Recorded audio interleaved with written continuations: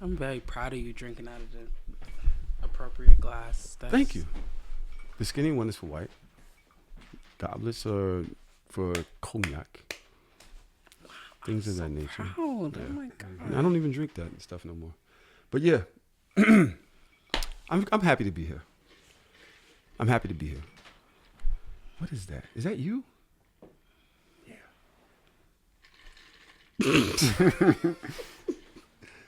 What's good, y'all? Chillin', man. How y'all feeling? Hey. What's going on? Hey. All right. I know y'all wondering what the hell's going on. Where's Dodge? No, seriously. Excuse me. Are you okay? I'm good. Yo, this nigga has not coughed the whole time. I know, right? As soon as we That's start. why As soon as just we hit like- record. And you in here with glasses on. Yeah.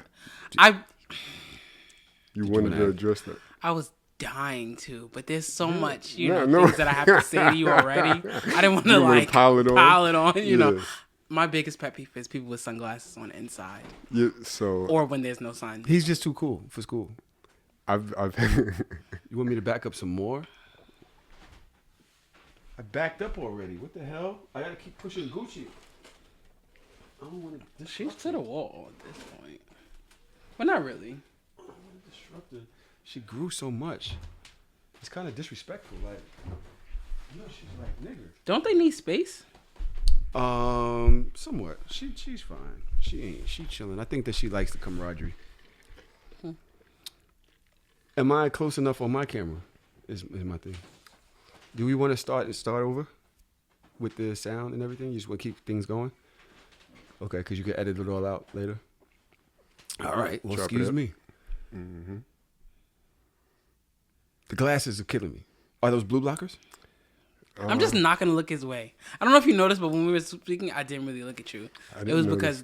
because the sunglasses. I wasn't looking at you either, but you couldn't tell because I had glasses. Yeah. Just, I don't know. Why do you laugh like that? That cracked me up. Yo, yeah. wait. Why do you have on glasses? So I've addressed this all week, every room I walk into, because I admit that it's, Oh, you've been doing this all week. it's a little strange. I got eye surgery on Monday. Oh. So I got laser. Now, don't you feel stupid? How No, I small? don't. How small do you feel right I now? still don't like how it looks, but you don't understand the reason now. It's fine. I don't feel stupid. Well, though. why do you have a sex guy hat on as a virgin?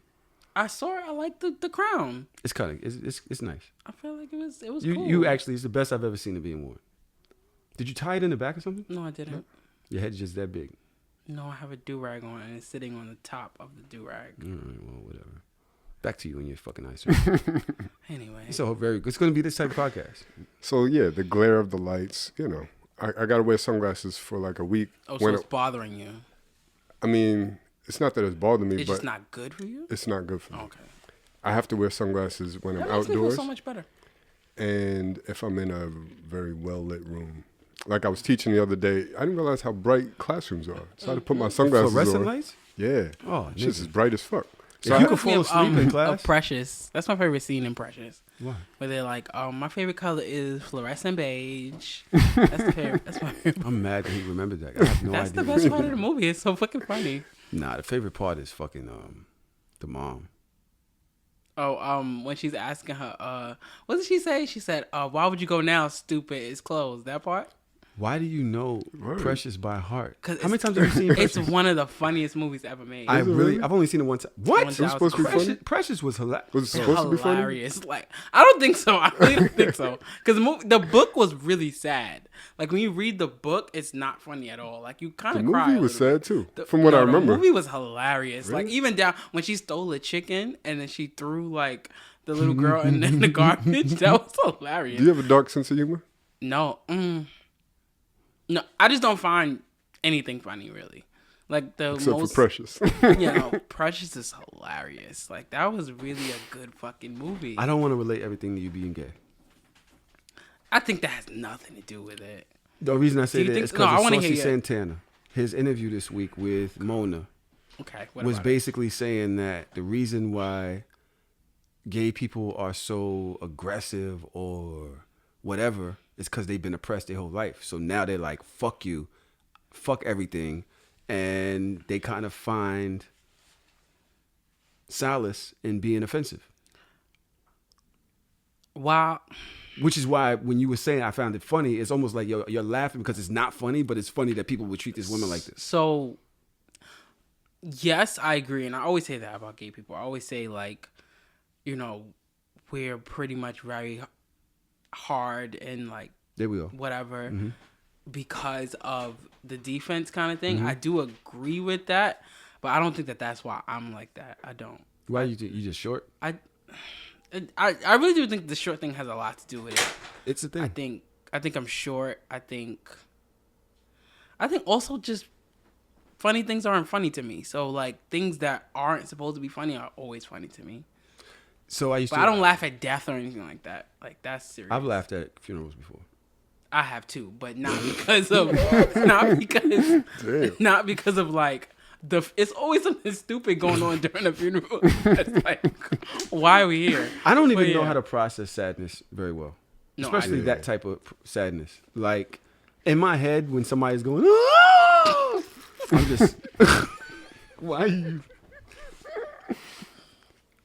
I be sitting there like, oh God, I gotta get out of here. No, only part of funerals that I laugh at is when they're like, oh no, Jesus, why they took it from me? Shit like it's just very shit like that. It's like projection for me. Yeah, very performative. And that I always know when it's fake. I know real emotion and is real emotion that loud? Like at funerals? Like cause sometimes people have their different ways of grieving. But some people it's always the person that you know had no connection to the person at all. And you're like, he didn't even like you. So it's like, why are you screaming? Like, that's when I laugh. Really. Do you ever feel like you have to act like you care more at a funeral? Though? I mean, like you go up to the casket, you like, damn, bro, only met you once, but let me stand here for a second so people think I'm praying. I feel like people do that, but I don't. I can see why you would, kind of. You ever been at a funeral with somebody that you didn't even know at all? That happened to me once, and I didn't know what to do at the casket. I don't want to tell you went the up story. and walked up? I had to. My parents, I was an adult, right? Why did you laugh? I was an adult. I want to put that out there. But my parents called me. They were like, oh, where you at? And they picked me up. It was like after work or whatever. They were like, oh, we got to make a stop, though. They didn't tell me that the stop was a funeral. They picked me up from work. This is so funny. Yeah. I just ended up in the back of a funeral. And I'm like, wow, this is sad. Like, I didn't know the person at all. It wasn't like a friend or family. Obviously, they knew them. And then next thing you know, I'm in line with them to look at the body. And it's like, what do you do? Like, that is a nice way to end up at a funeral of a person that you didn't know. Yeah, just getting a ride on the way home. That's a nice way. I've been in worse What do situations. you say when you get to the casket? You just tap it like. Well, no, if I'm at a funeral and I don't know you, I'm not going up to the casket. That's wild. Like it's actually like. Yeah, did I ever tell you about my funeral date story? Wait a minute. You might have actually. I think I did. I think you did. But go ahead, tell us this funeral date story. It's very long and it's very and I don't want to embarrass the person because we just started following each other again on Instagram. But yeah, I met him one day and it was like all in like one day. Like we met, we spoke all day while I was at work. He came to pick me up from work. And we were supposed to be going to get something to eat. He said he was making a stop, like your parents did. And, you know, we ended up at a funeral. It turned out that it was like literally like a funeral at a gay church. Sorry, wait. I told you a story.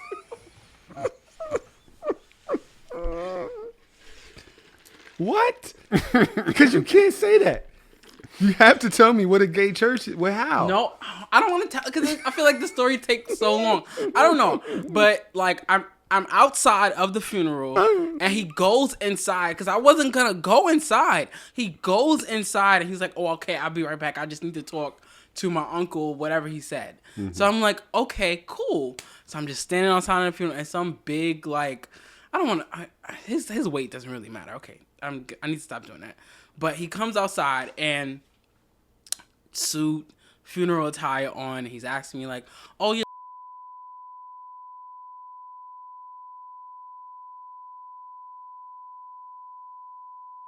So he asks, "Oh, you're so and so's friend," and he's like, I'm like, "Yeah." So I'm like, he's like, "Oh, just come inside.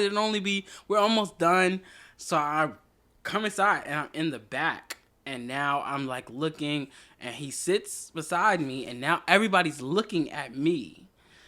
And like I feel like 4 or 5 people like eye fucking me, and I'm like at the funeral at the gay funeral. Yes. So I'm like, I wonder what? if anybody's ever hooked up, because gay people are aggressive. What? What'd you say? Have gay sex at a funeral?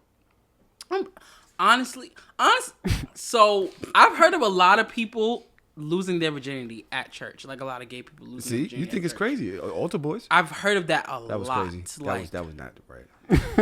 that sounds insane. But I slid right past it, and you should too. I'm going to. Just thanks. No problem. So I'm there, and people are asking, like, and they're like, "Oh, he's cute." Like they say his name. I was about to say his name again, but like, "Oh, he's cute," and I'm just like, "What the fuck is going on?" So at this point, they switch preachers, and my head is like down, and I'm like, "Oh my god, I need to get how the fuck did I get here?" For I don't, because I wasn't this age. This was a really long time ago. I was 22 years old, I think.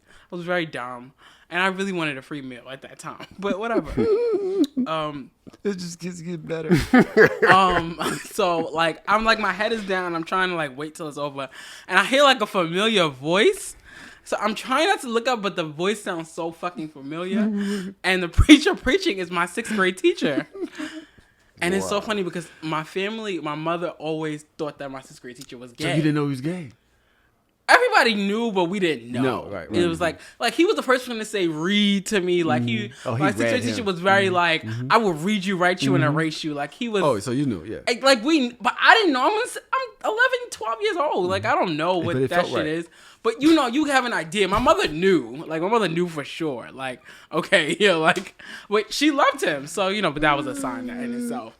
But like Kadeem, this is Kadeem's podcast. No, it's not. This is Kadeem's podcast. No, and I don't know what happened, but I saw him, and then pretty soon, like after like the 6th grade teacher being a preacher was like kind of enough for me. So I got up and I just walked out, and he ran out after me, and he's like, "Oh no, just 1 second, just wait." And again, I'm 22, so I waited. I'm not gonna lie, I waited. And the funeral was over pretty much after that, and the 6th grade teacher comes out, and he like berates like the guy for being with me. He's like, "What are you doing with him? He is too young." And so he just like, wait, he said that over the mic? No, he came out. Like we were outside, and he like was like getting on him for like being with me at all. And I'm just like, I just met this man like 7 hours ago or something like that. And I'm just like, I don't know. So I ended up leaving. He ended up getting me like Chinese food and like an icy. Was it good? What'd you get? I don't know. I always get 1 or 2 things. I don't know what I got that night. I always get 1 or 2 things. Fortune wings and french fries or rib tips and french fries. So it was one of them. Was it worth it? Absolutely not, because I won't say that next part of what bad ended up going wrong. I'll tell you later. Yeah. But I feel like you told me. I feel like you told me. You think so? I think you did. I want to see when it's over. I'm gonna see. But yeah, something ended up causing problems with something else that, yeah, it was bad. So no, it was not worth it. To this day, he has a boyfriend. He actually cleaned my shop. That's fine. Like a few months ago. Useful people, bro. Very useful. I need useful people around, bro. That is my thing these days. I want a man, and I want friends that are useful. Like, yo, be able to help like, somehow. I need to be able to call you and be like, yo, can you? Do you know somebody, or can you? Right. Like, but people are not useful these days. People like, they just, don't know anybody. They placeholders. don't do anything. They just People live. are seat fillers. No, literally. It's like you just be having motherfuckers around that don't want to do the work. Nah, I'm just playing. As Kim Kardashian would say. Okay. Boom. We covered you. Your eyes. Yep. Covered your gay church story. I did not think I was gonna come here and tell my funeral story. That was like the watered down version of it, but yeah. I actually have something I want to talk to you about after the show. But as you know, we're here. Dodge is home. She's had to do this state test all week. We have something going on tomorrow. We're supposed to. So we're not going to record for next week. So I was like, yo, let's just do something now and we'll put this up next week, right? Kadeem stopped by because he had a lot to say. I didn't have a lot to say. I text you about it, and it was. I feel like it was like 2 texts. It wasn't a lot. I do have a lot to say to you, but I didn't say a lot. No, actually, it's not a lot. It's just It's a little bit. Just a little bit. It's, it's a little tidbit. I actually have nothing to say, Traum. I thought that your point was amazing. You made that very clear. Yes. Yeah, no. I like when people speak up for black men. That's nice. Good black men. That's nice. It should be a good point, though. So I feel like what I said needed to be said, which is probably why Tahoe is championing it. Thank you. But do you ever feel like if I'm agreeing with you that you're wrong? No. That's funny. But I've no. been there. When too many of the wrong people start with you, I'm like, I've got to be wrong. And this is what I say to a lot of people, and I've told this. I literally say this all the time.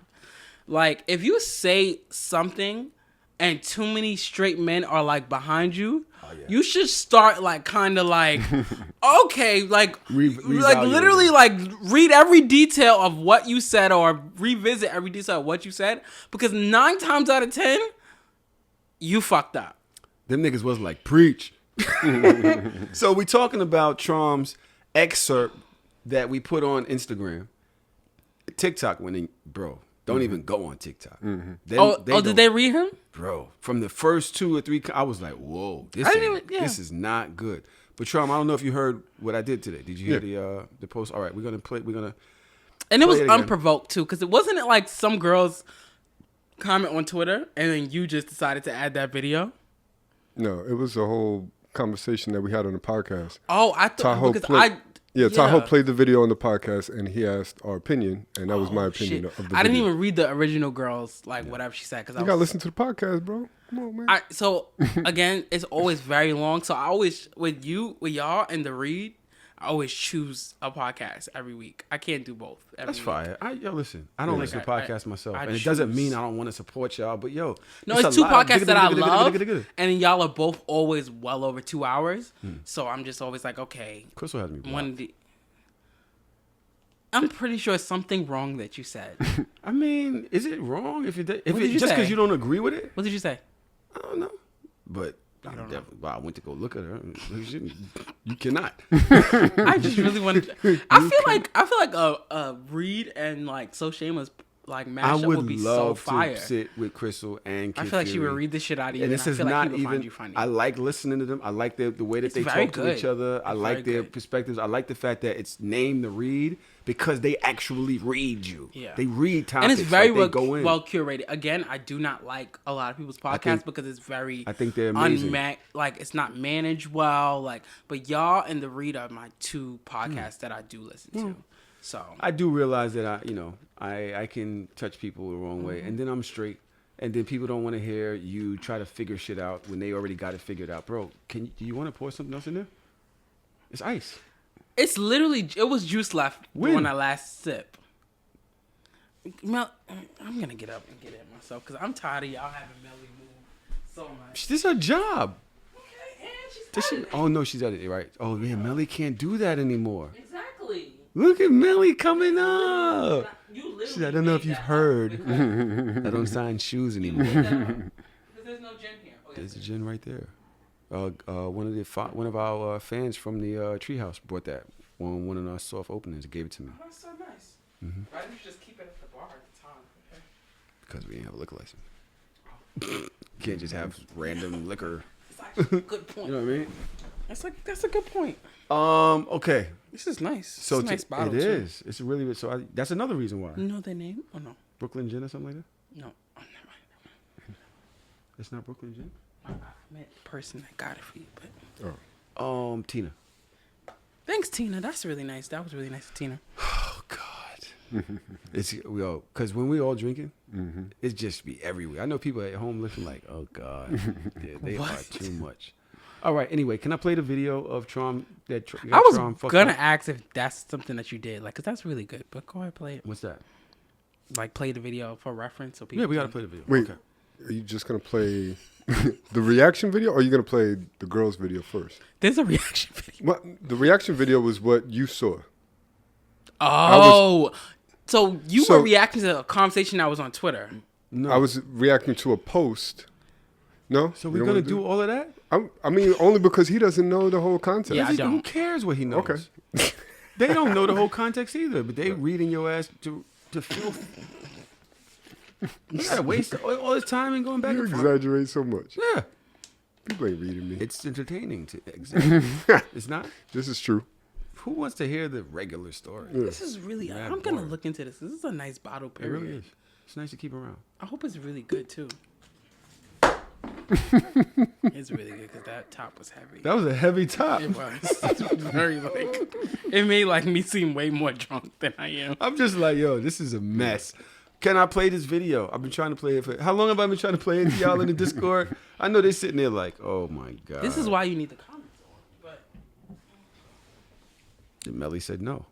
no, I said no because I don't want Melly to juice. All right, listen, I cannot. Last week on the episode of my show, DJ Traum went crazy after a young lady said this. If a woman is not doing a service for a man, then he don't fuck with her. Period.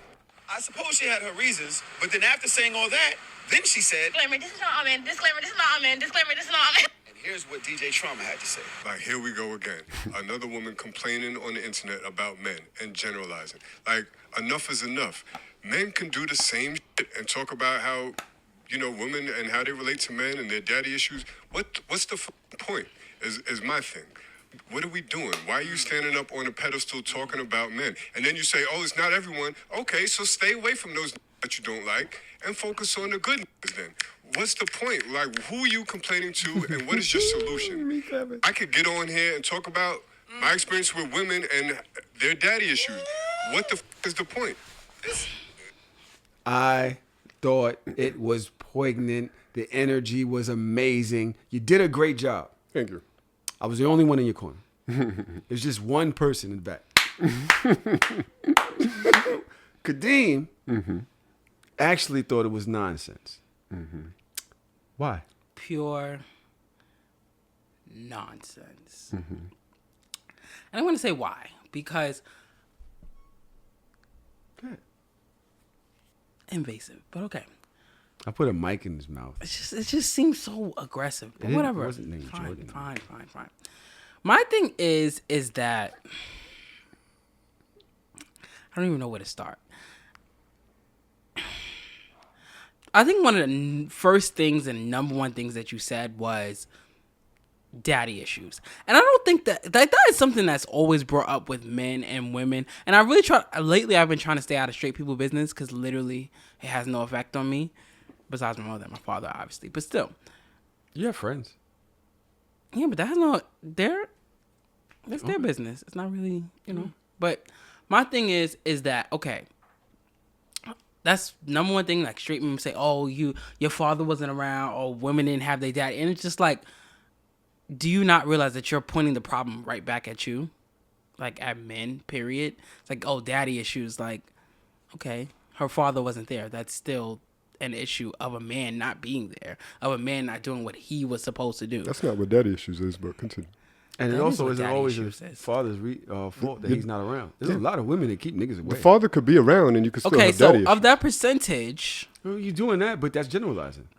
it's not generalizing. It is generalizing. You know why I hate the I feel like general? you're gaslighting me right now. My mom's left my dad, and my dad tried to get me back 1,000,000 times, and her family would not let That's him fine. come around. That's fine. Okay, So you're gaslighting me. that's not gaslighting. And I'm gonna tell you why it's not gaslighting.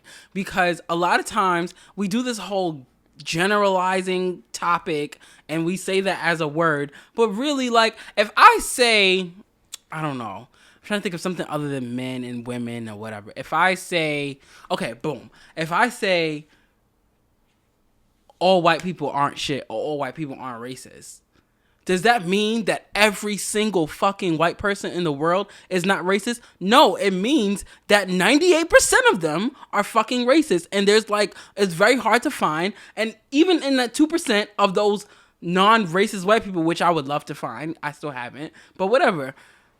Even in those 2% of non-racist white people, that's still probably millions of people. So yes, it is a lot of people, but when you compare it to the rest, no, we're still going to say all because at a percentage, well, let's go back to math here. My If it's problem 8 with out this of 10, is- if you estimate and you round up, it means all. Like, So that's it. My problem with this is what I liked about it is he said, what's the solution and why don't we big up the good ones more than we talk bad? Like, it's just continuous. Fuck these niggas. Niggas ain't shit. Niggas ain't shit. Niggas ain't. First of all, these are the same people y'all fucking. These the same people y'all with. These the same people y'all choosing. Like y'all would always say, if we was to say, oh, we do black women or this black women, you'd be like, go fuck a white bitch then. That's what y'all would say. They would literally tell you, stop talking about us, choose who you want to choose, but you don't have to degrade the other people. But with us, there's literally no hive. But niggas do go fuck white bitches. There's no hive. Like, and it's our own people, the people that we choosing. The people that we fucking with is actually telling the world every other day for no other reason other than to open their mouths, y'all ain't shit. Now, what is the benefit of these conversations is what I believe Traum was saying. But so I get what you were saying. I get where you were coming from. Mm-hmm. The problem is that I feel like we literally, like, I feel like one, it's a man's world, and that includes me, even now. Even with me being gay, it's a man's world. So I feel like the whole, men are being torn down. It's just like it's still a man's world. And a black man, though. Yeah. So yes, but there's a difference between a man, a black man, and a gay black man. 1000%. So when you say, pardon me, Traum, I'm sorry. Yeah, when you say this is a man's world, this is a white man's world. This isn't a black man's world. No, it's still your world sometimes. It's still your world a woman's world sometimes. Yeah. There's a woman's world sometimes. But when we're talking about oppression, when we talking when we talking about equal pay and we talking like. Do you think that black men are that high on the totem pole enough to claim a trophy? It's not about claiming a trophy.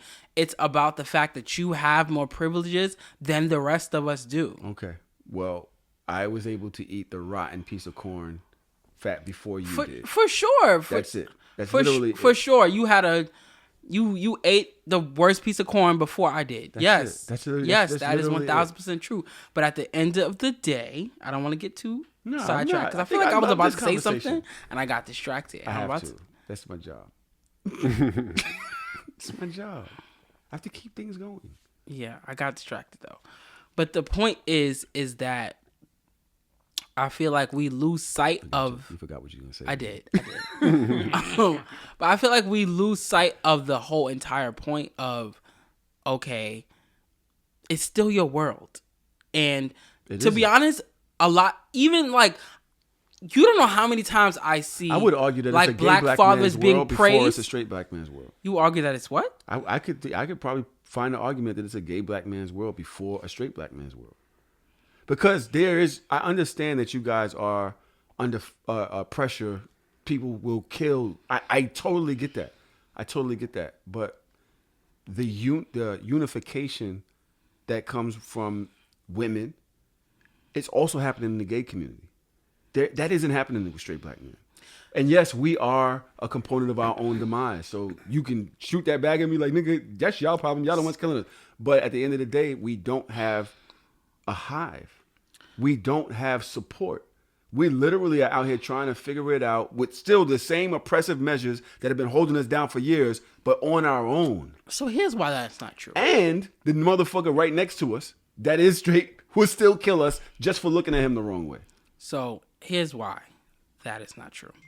Because I think that a lot of times it's like, it's like I watched a podcast today, which very big mistake. But I watched a podcast today and it was like they kept like throwing out the word gay privilege, gay privilege, gay privilege, gay privilege. And I'm just like, what fucking privilege is everybody talking about? And I get it, like, oh, you see us in a bar and all the girls all over us and we can touch women's titties and do all these things that you can't do without being accused of whatever. I would die for the right. So I do get that. We can touch, but it's just titties. It's very like it's very obtuse. It's very like I'm not in touch. It's very devil's advocate, which is one of my least favorite things in the world. It's I don't think that people get like, okay, yes, we do. I never get what that means, but it's fine. What? Nothing. Mm-hmm. Okay. What? Touching titties? No, the sign. But we insert ads into the show. Okay. So when she says break, that's like a time thing that we have to do. So did we do it? No. We're doing it now. God, fuck it. I'm sorry. I'm sorry because we're back. Listen, I want you guys to enjoy life. Sorry, I was Kadeem just curious. I told him after the episode with Diamond, I called him. I was like, yo, do you realize how amazing you were on the podcast? That's He's like, Diamond show. It was Diamond and no, it was the three of y'all. You came in at the exact right points. The octave, even if you're just talking about audio wise, it was just you. Your presence was amazing. Traum, you've been sitting here this whole time. Mm-hmm. Kadeem and I have been going over your point, and you haven't said a word. Yeah. What do you have to say? Yeah, blue blockers are killing. Yeah, I know, right? I'll take them off at a certain point. Nah, go ahead. I don't want you to hurt yourself. I understand Kadeem's point. I understand a lot of the points made of people that disagree with me. I think most of them don't understand the full context, right? Mm-hmm. The context being that there was a clip played of a young black woman talking, going on and on, rambling about I would say complaining. I think that's a very accurate term. Well, her point was, I'm going right back to you, but she said that men don't notice their black women unless they're servicing men. That they don't even notice their own mother. Mm-hmm. Whereas they would always talk about who their father is, mm-hmm. but they only talk about what their mother does for them. Mm-hmm. So they would say their father is stubborn, or their father is like this, or their father is like this. But when referencing their mother, it's, she loves me, she takes care of me, she does this, that, and the other. So she referenced that to how we view women on a whole. That unless you're doing something for us, mm-hmm. they don't serve us any purpose. Right. So I heard the clip. I was asked my opinion on it. And immediately I was like, I'm 45 years old. The young lady that was talking in the clip was clearly very young. Like, might not even be 20 years old yet. You know what I mean? So, again, my context is I've lived a long life. And I don't know any dudes like this. I don't know what type of dudes you know, young lady, that gave you this general opinion of men, right? So that's one thought. You gave a very general opinion. What kind of guys do you know that gave you? I have a lot of male friends. I have a lot of men friends. I don't know anybody that fits this category. This is a very weird take, right? So that was one point. The other point was that it is a constant theme on social media for black women to talk and complain in a not so constructive way about black men. Anybody that knows me, and this is why I talk about context. One part of the context was understanding her point and understanding my reaction. The other point of context is understanding who I am as a person.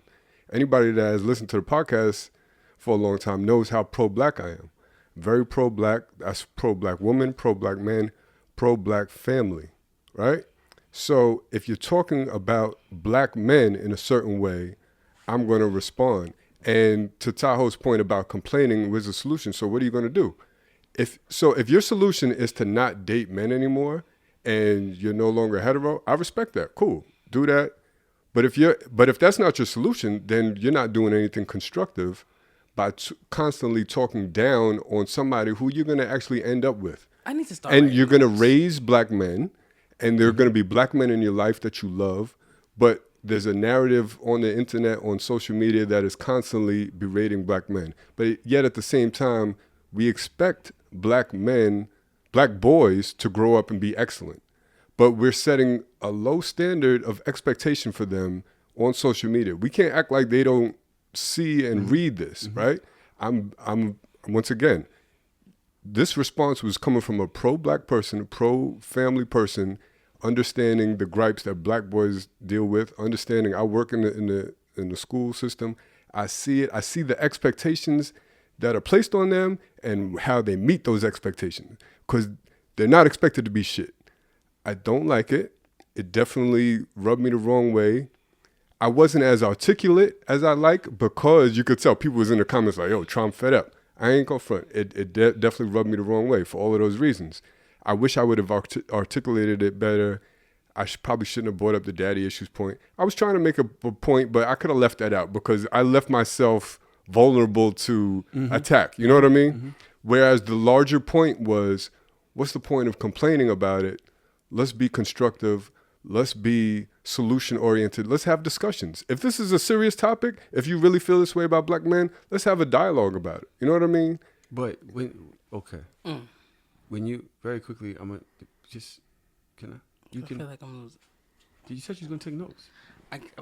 It was going so fast that I couldn't like. It was like boop, boop, Because boop, you boop. want to stay focused. It was so many things. Okay, go ahead. You're saying you don't know very many men like that. Have you really taken the time to examine men the way women have? Because most times we don't really examine our friends. We just be hanging with them. We just say it is what it is. We don't really notice their behaviors when it comes to women unless it's like god awful. You know what I'm saying? Like, yo, why'd you grab? You just got smacked. What happened? Oh, I don't know. And then you see, he grabbed the ass. He grabbed the ass. Like, we don't even be noticing because we out there doing us trying. Like, we don't realize that our friends don't see their kids. You don't know how many times your friends be cool. I have friends that I'm cool with like that and don't realize this nigga has 8 kids by fucking 9 women. And I met one of his kids.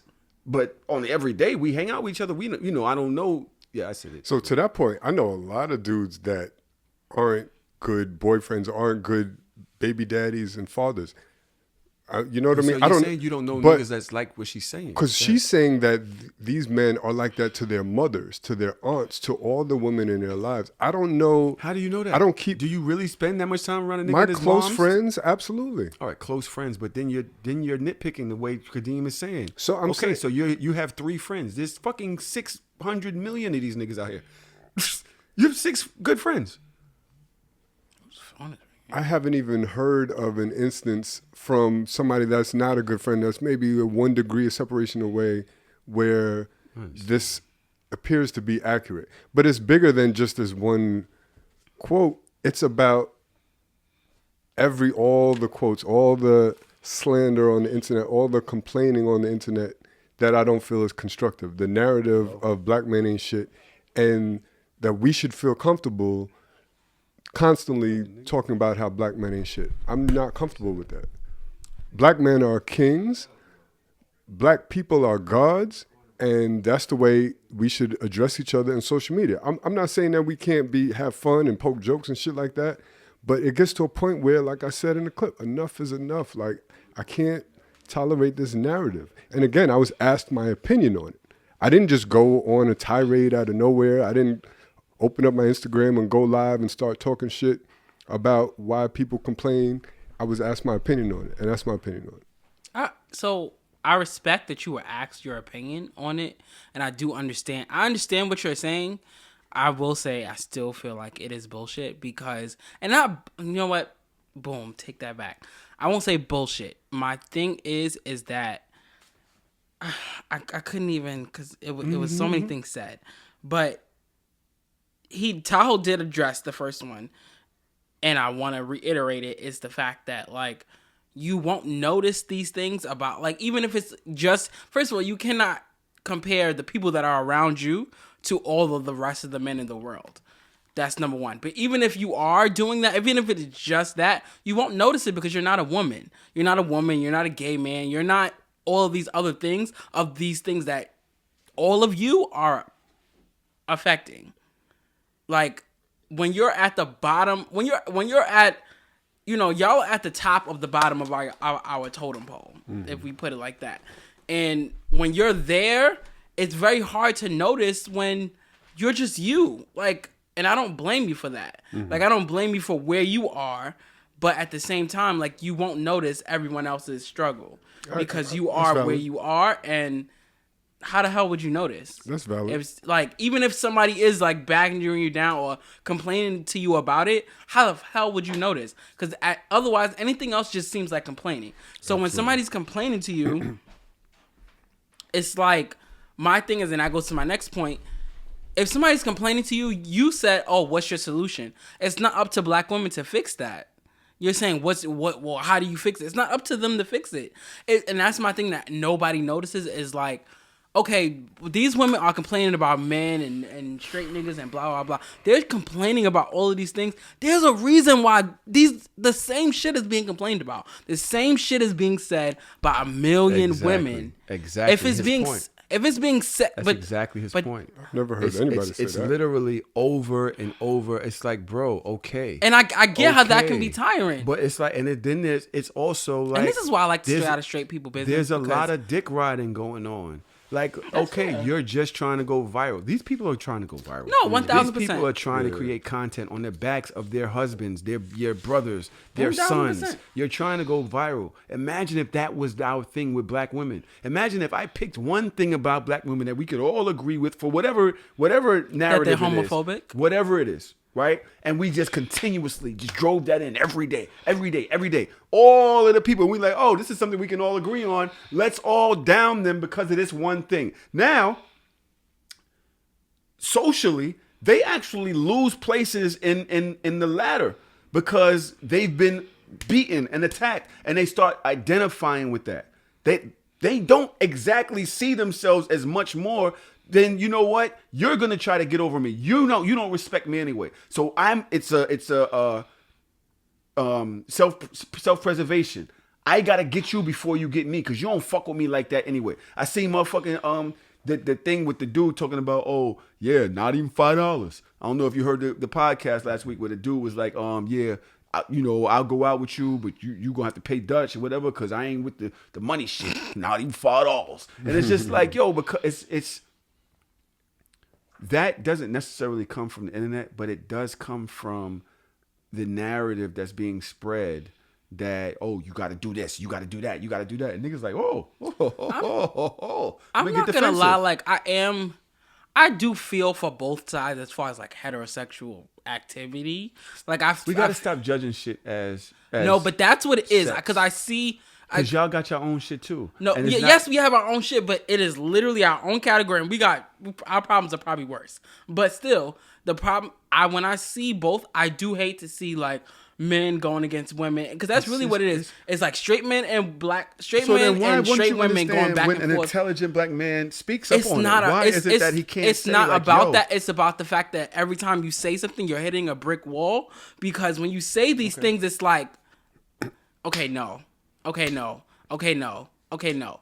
And it's like, I get where you're going, but you're hitting a brick wall, because when you say things like daddy issues, when you say things like, what is your solution? When you say things like all of these things, it's like I get where you're coming from, and I get how you feel, but I feel like, and this is my general view, I won't lie, my general view of straight black men as a whole, it's always like this obtuse, like very disconnected view of everything. Like, oh, I don't know anyone like that, I'm not like that. Or like the podcast I was watching earlier, it's like they were talking about how women don't come, and he just kept saying, oh, I don't know what kind of niggas you fucking with, you need to change the kind of niggas you fucking with.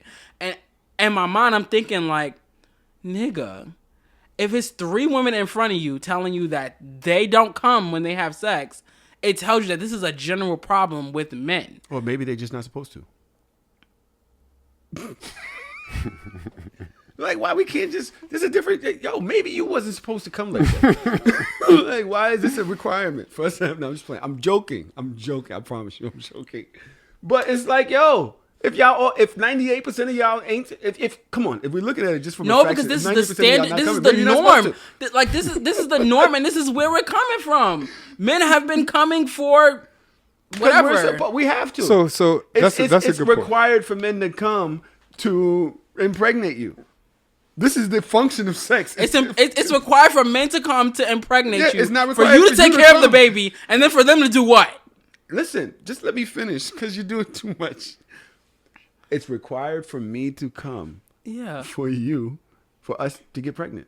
It's not required for you to come to get pregnant. This is the no. But I think the problem. The thing is that, because I'm not gonna lie, like, and I wish Dodge was here, but like, I've been. She's here. She's in there going crazy right now in the Discord. The problem is that I've had a lot of feelings towards black women these days, and I just whatever. But my thing is that was fine back in the day when y'all were getting black women pregnant or women pregnant. We could just generalize this one. But when you were getting women pregnant and you know, you were still going out and killing animals and like taking care of everything. But women are going to work now. Like they're going to work and they're doing things and they're owning companies and like they're doing everything and they're paying half the rent and all this other shit and they're still not coming. I will be pissed off. If I'm like, I gotta turn this nigga's mic down. I'm sorry. I have to pee. talking like this when I was doing a mic check? I told this nigga, yo, talk regularly. He was like, Well, tell me scream. what? That was not accurate. I knew that So wasn't accurate. I like that point, right? I get what you're saying. But how about at some point you could start off like, oh, men don't make women come, and women can complain about it. And That was just an example. I don't. hold on, but let me finish, right? And that, that's valid, cool. After it goes on and on and on and on and on, and everybody's making those same points, at one point, are you going to be like, hey, how about we try to teach the men what we like in order to make us come? How about you try to change and come up with a solution instead of complaining about the shit? Boom. So here's my problem. And Tahoe actually said this to me before, and I did agree, but I never thought about it like that when he said it. The problem is that we always look for the people who are struggling or down there. Why are you looking for them to make the solution? If I tell you I'm not coming, or if I tell you, hey, straight men make me uncomfortable, or if a black woman tells you, we're not valued outside of what we do, why are you looking towards all these people to say, I'm not a complainer. it? I don't relate to people that complain. I'm always solution-based. I don't understand that so line if of you're thinking. solution-based and if you are hearing black women, gay men, and all of these things, if you are hearing, oh God, if you are hearing, shut up. If you are hearing all these people complain, then fix it. If you're here's the thing. solution-based. Here's the thing for me, yeah, go Traum. ahead. In your personal life, do you hear these conversations? Yeah. And when I hear that, I'm like, you know what? That's fucked up, because men, when you grow up as boys and you watch porn and shit like that, it's always about the men and the men. No, I'm not talking about the cum conversation. Well- I'm talking about the General. Jesus Christ. People be saying that around you. Like I don't have those not coming conversations in well, I'm just it's saying. happened. Okay. But go ahead. I feel like talking how many about straight the men friends did you have? male. Well, I've used to. I just cut a lot of people off and then been cut off. I don't really But have hold on. I do love being around women. But okay. The conversations that you hear from the internet, do you normally hear those in your regular life? Like just about or the complaining that you're hearing on the internet. Do you normally hear people say that in real life? In real life, not. Sorry. This nigga is. Good question. So, black men definitely have some issues, and we're a work in progress. You know what I mean? I'm not gonna act like there's no accountability there. I don't want this to be like, oh, there's zero accountability. I understand why black women are frustrated with black men, right? I get that. I have a lot of homegirls, a lot of female friends, always have. So I know it firsthand, right? The struggles they go through in a relationship. So I get it. I hear those conversations. I do. I just feel like, all right. So what is your solution? I'm saying let's have constructive dialogue Well, like we're having now. You're 45 years old. Right. You've had these conversations with intelligent women in your life. Right. For most of their life. You're asking them for a solution. What is your solution for what you've heard from these conversations? You have to have been able to say, okay, this is what we should be doing to stop us from having these conversations, unless you're just literally challenging them in every conversation. What's the solution that you've come up with?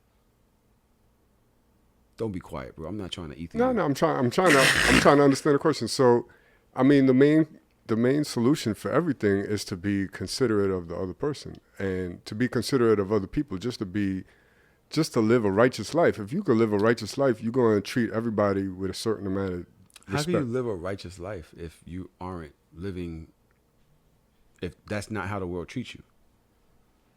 Well, I mean, shit, that's a whole nother That's issue. like, Chris Rock, Yeah.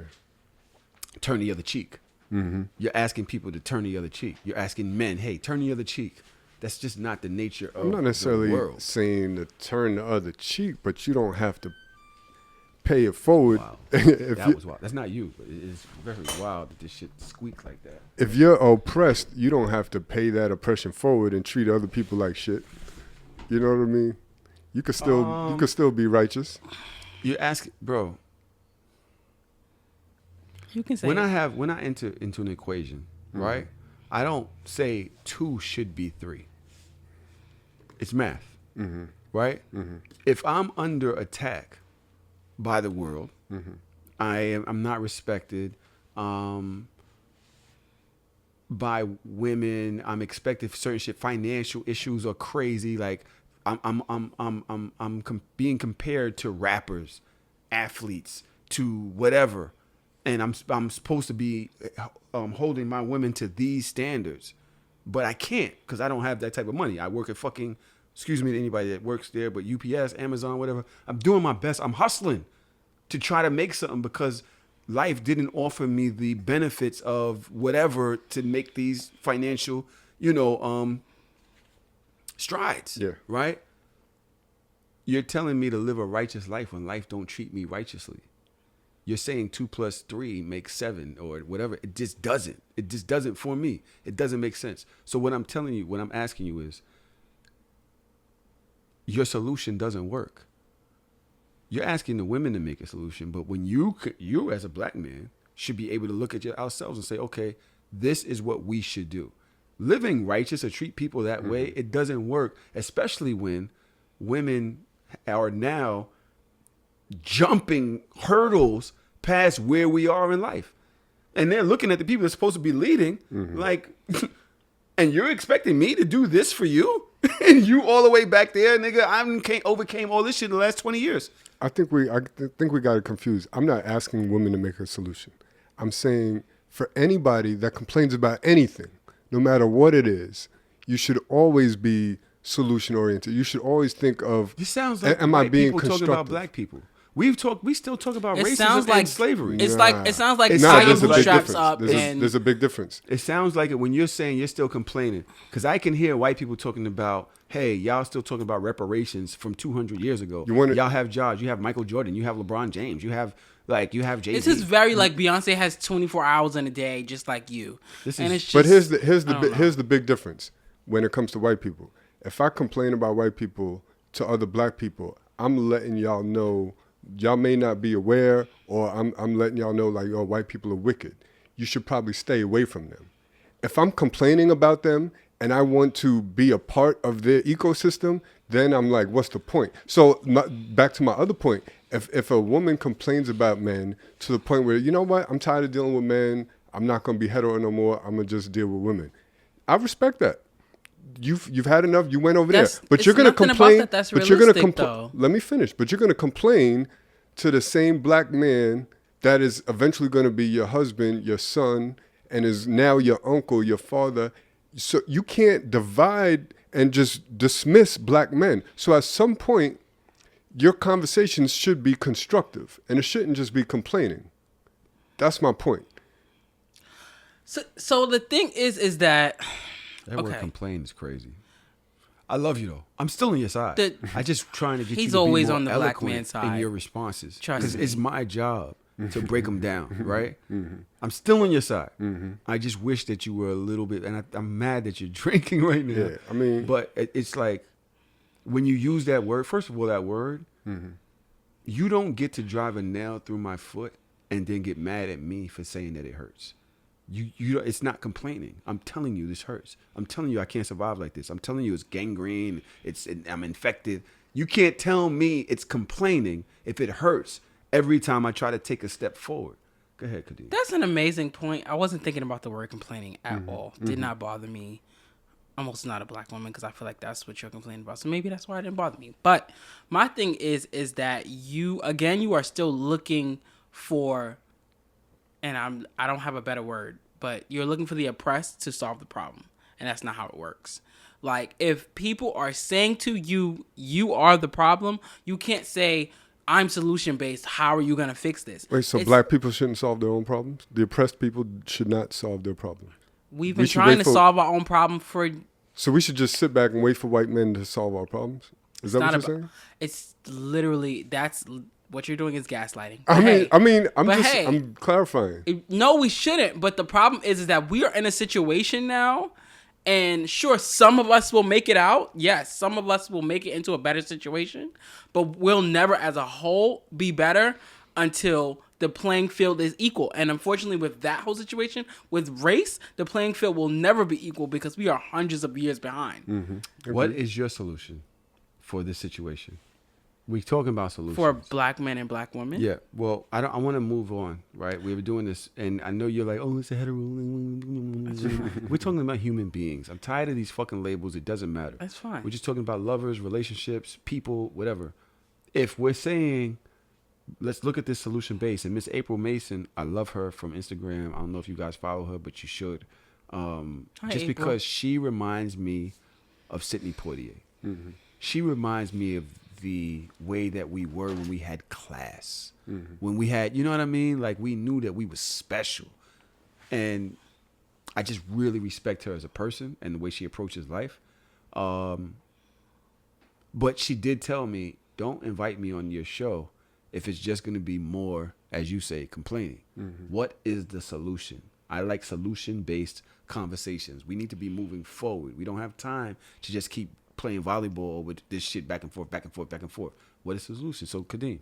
I think the problem is that we're not, and I think I would say, as far as like, even if you were to put, like, because I'm not gonna lie, like I do feel labels can be a problem, but I don't. I feel like labels are essential sometimes because we are all going through different things because of our subjective titles. And we're all going through different things, and it's important to note that. But I feel like the number one problem across the board is that people aren't listening. I feel like women aren't listening. I feel like men aren't listening. I feel like Straight people aren't listening.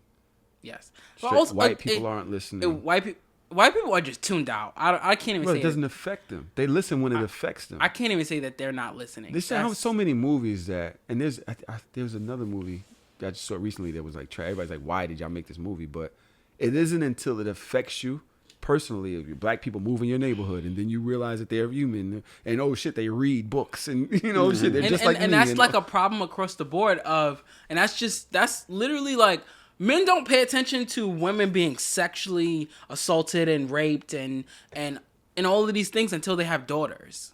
Like that's always the thing, like, oh, I have a daughter now, I try not to treat women, and it's just like, bro, like, and it's always when a woman is called a bitch or whatever it is, it's always like, oh, what if that was your mother?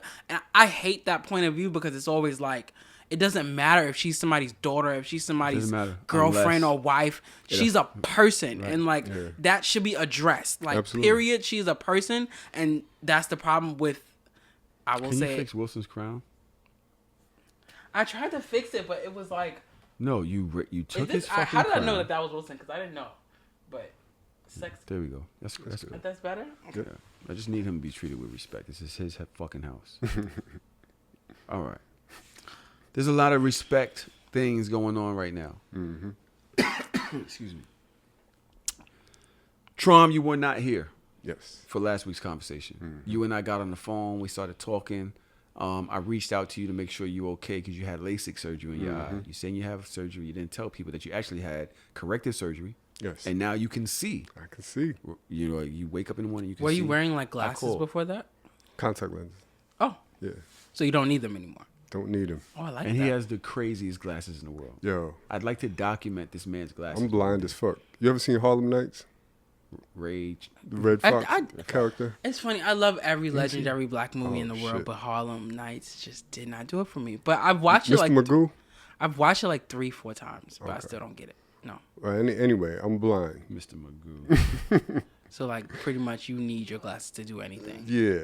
Okay. My glasses are like thick like the glass at the Chinese restaurant. I hate to be invasive, but are you one of those people that need glasses to even have sex and stuff like that? Nah, that's not attractive for me to have my glasses on. I mean, it's not about that. I think there are some people who literally need glasses. I don't need to sex. see shit. Yeah, no. Oh, yikes. Okay. I could be blind as fuck. Okay. I'm tired of y'all. I'm going to bed. Hey. Are you? Oh, what happened to your time thing? Melly's so special. She's focused. She is amazing. Seriously. Boom. Traum wasn't here for last week. I don't know what your stance is, but I need a lady in the room. Oh, so I'm the lady? What the fuck? That's that bad? Go ahead with your fucking story. I personally have been getting madder and madder at Will Smith. Really? I have been getting more and more upset at Will Smith as the hour goes by. Has nothing to do with white people. Mm-hmm. Has nothing to do with the Oscars. It's the audacity for me. Chris Rock, first of all, who the fuck is you to think you could go put your hands on somebody? Like Chris Rock, like this motherfucker's an icon. He's a fucking legend.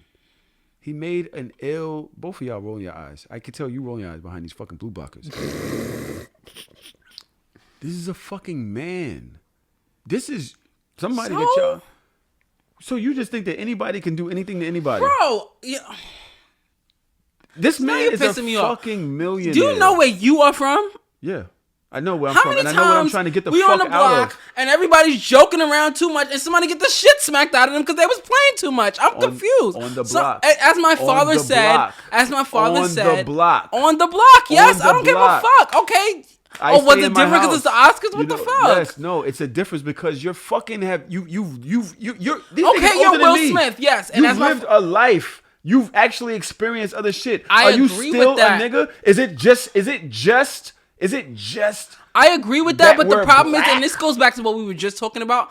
Honestly, people don't realize that they can't say whatever, they can't do whatever. You can't just go about life just doing whatever the fuck you want to do. I don't give a fuck if you're a comedian or not. Okay. Sometimes you might get the shit smacked out of you, and that's just that. So I that agree with that joke, point. that joke was worth him getting the stripped of his legacy. The thing is, okay, so here's my thing. I don't agree with policing people's reactions. I don't. No, you don't? Especially Okay, when it was wrong. So them guys them little white kids that go shoot up them schools because they didn't like the way they was being bullied and shit like that. That's Hey, not a reaction, You can't tell a and they person weren't how to being react bullied. to So disrespect. let's not. You don't know that.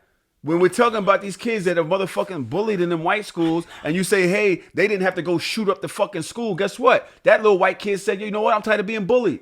I'm tired of y'all disrespecting me. But y'all can't police my reaction. I want to shoot up the fucking school. Let me tell you what happened with them little white kids, and I'm gonna tell you. Tell me, I'm gonna please, tell 'cause you know so I'm gonna fucking tell you much. because they so fucking entitled. They walked by somebody and didn't say excuse me, and somebody told them to say fucking excuse me, and all of a sudden they were bullied. White And people now the don't talk next like that. day, White people don't say excuse me.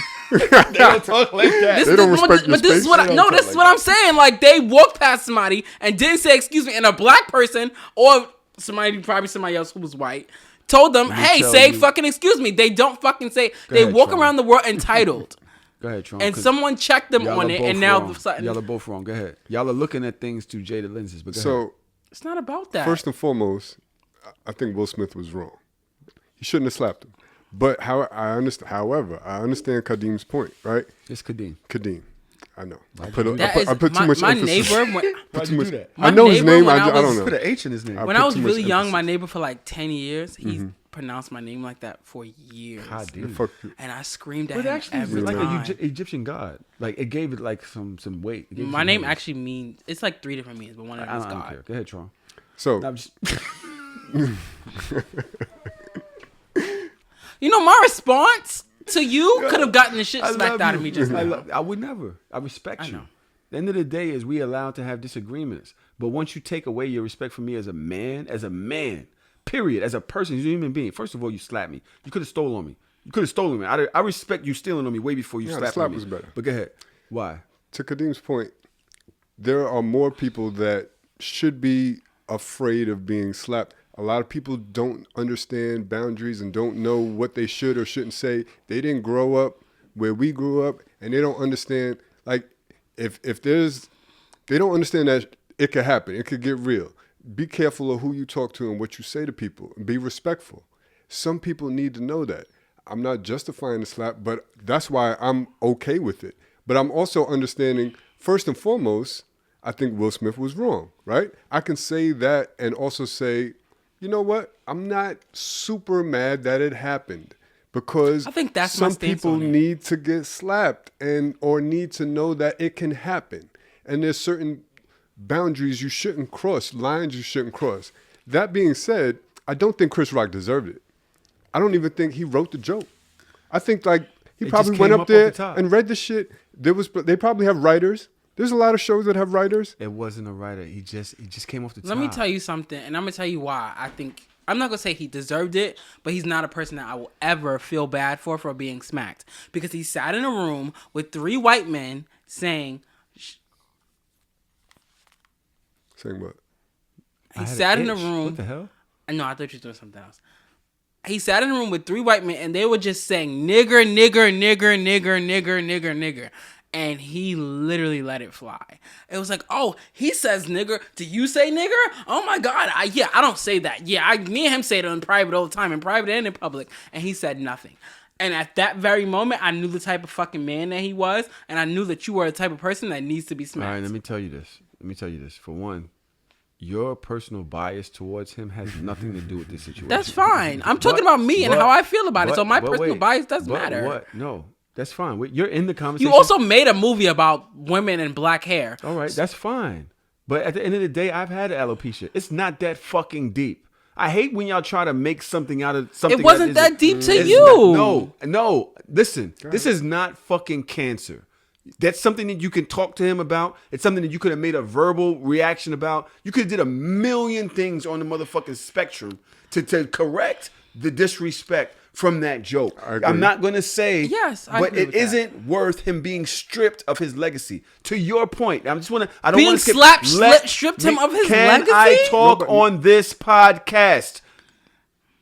To your point, if somebody were to walk up to him after seeing him in this room being around white people, nigger, right? And slap him, we wouldn't be having this conversation because it was directed towards that moment. This has what you just brought up has nothing to do with what we're talking about that's on the table right now. Right. That's your personal opinion. Fine. You can hold on to that. Somebody could have literally walked up to him and like, yo, you was fucking letting the white. You was letting the white. You know what I'm saying? Mm-hmm. And that'd have been that. And we'd have all been like, yo, yeah, I get it. Right. We're good. You know what I'm saying? Wake up, nigga. Just because you over there don't mean you got to act like them. Mm-hmm. Show your family, yourself, your history, your ancestry, some fucking respect. So I don't have no problem with what you just said. But that isn't what was applied here. This was a man who looked at somebody weaker than him. The man was laughing at first, bro.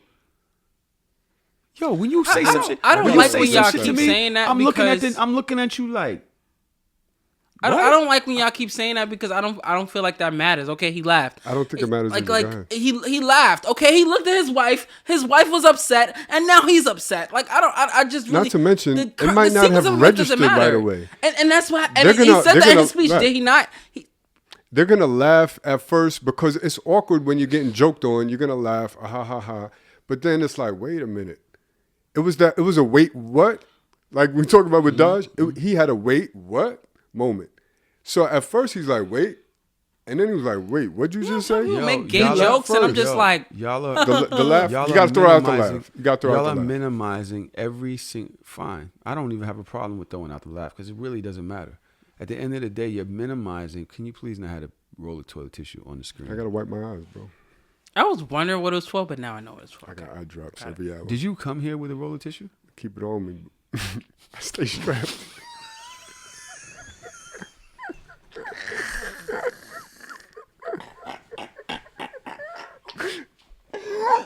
This was a full roll yesterday.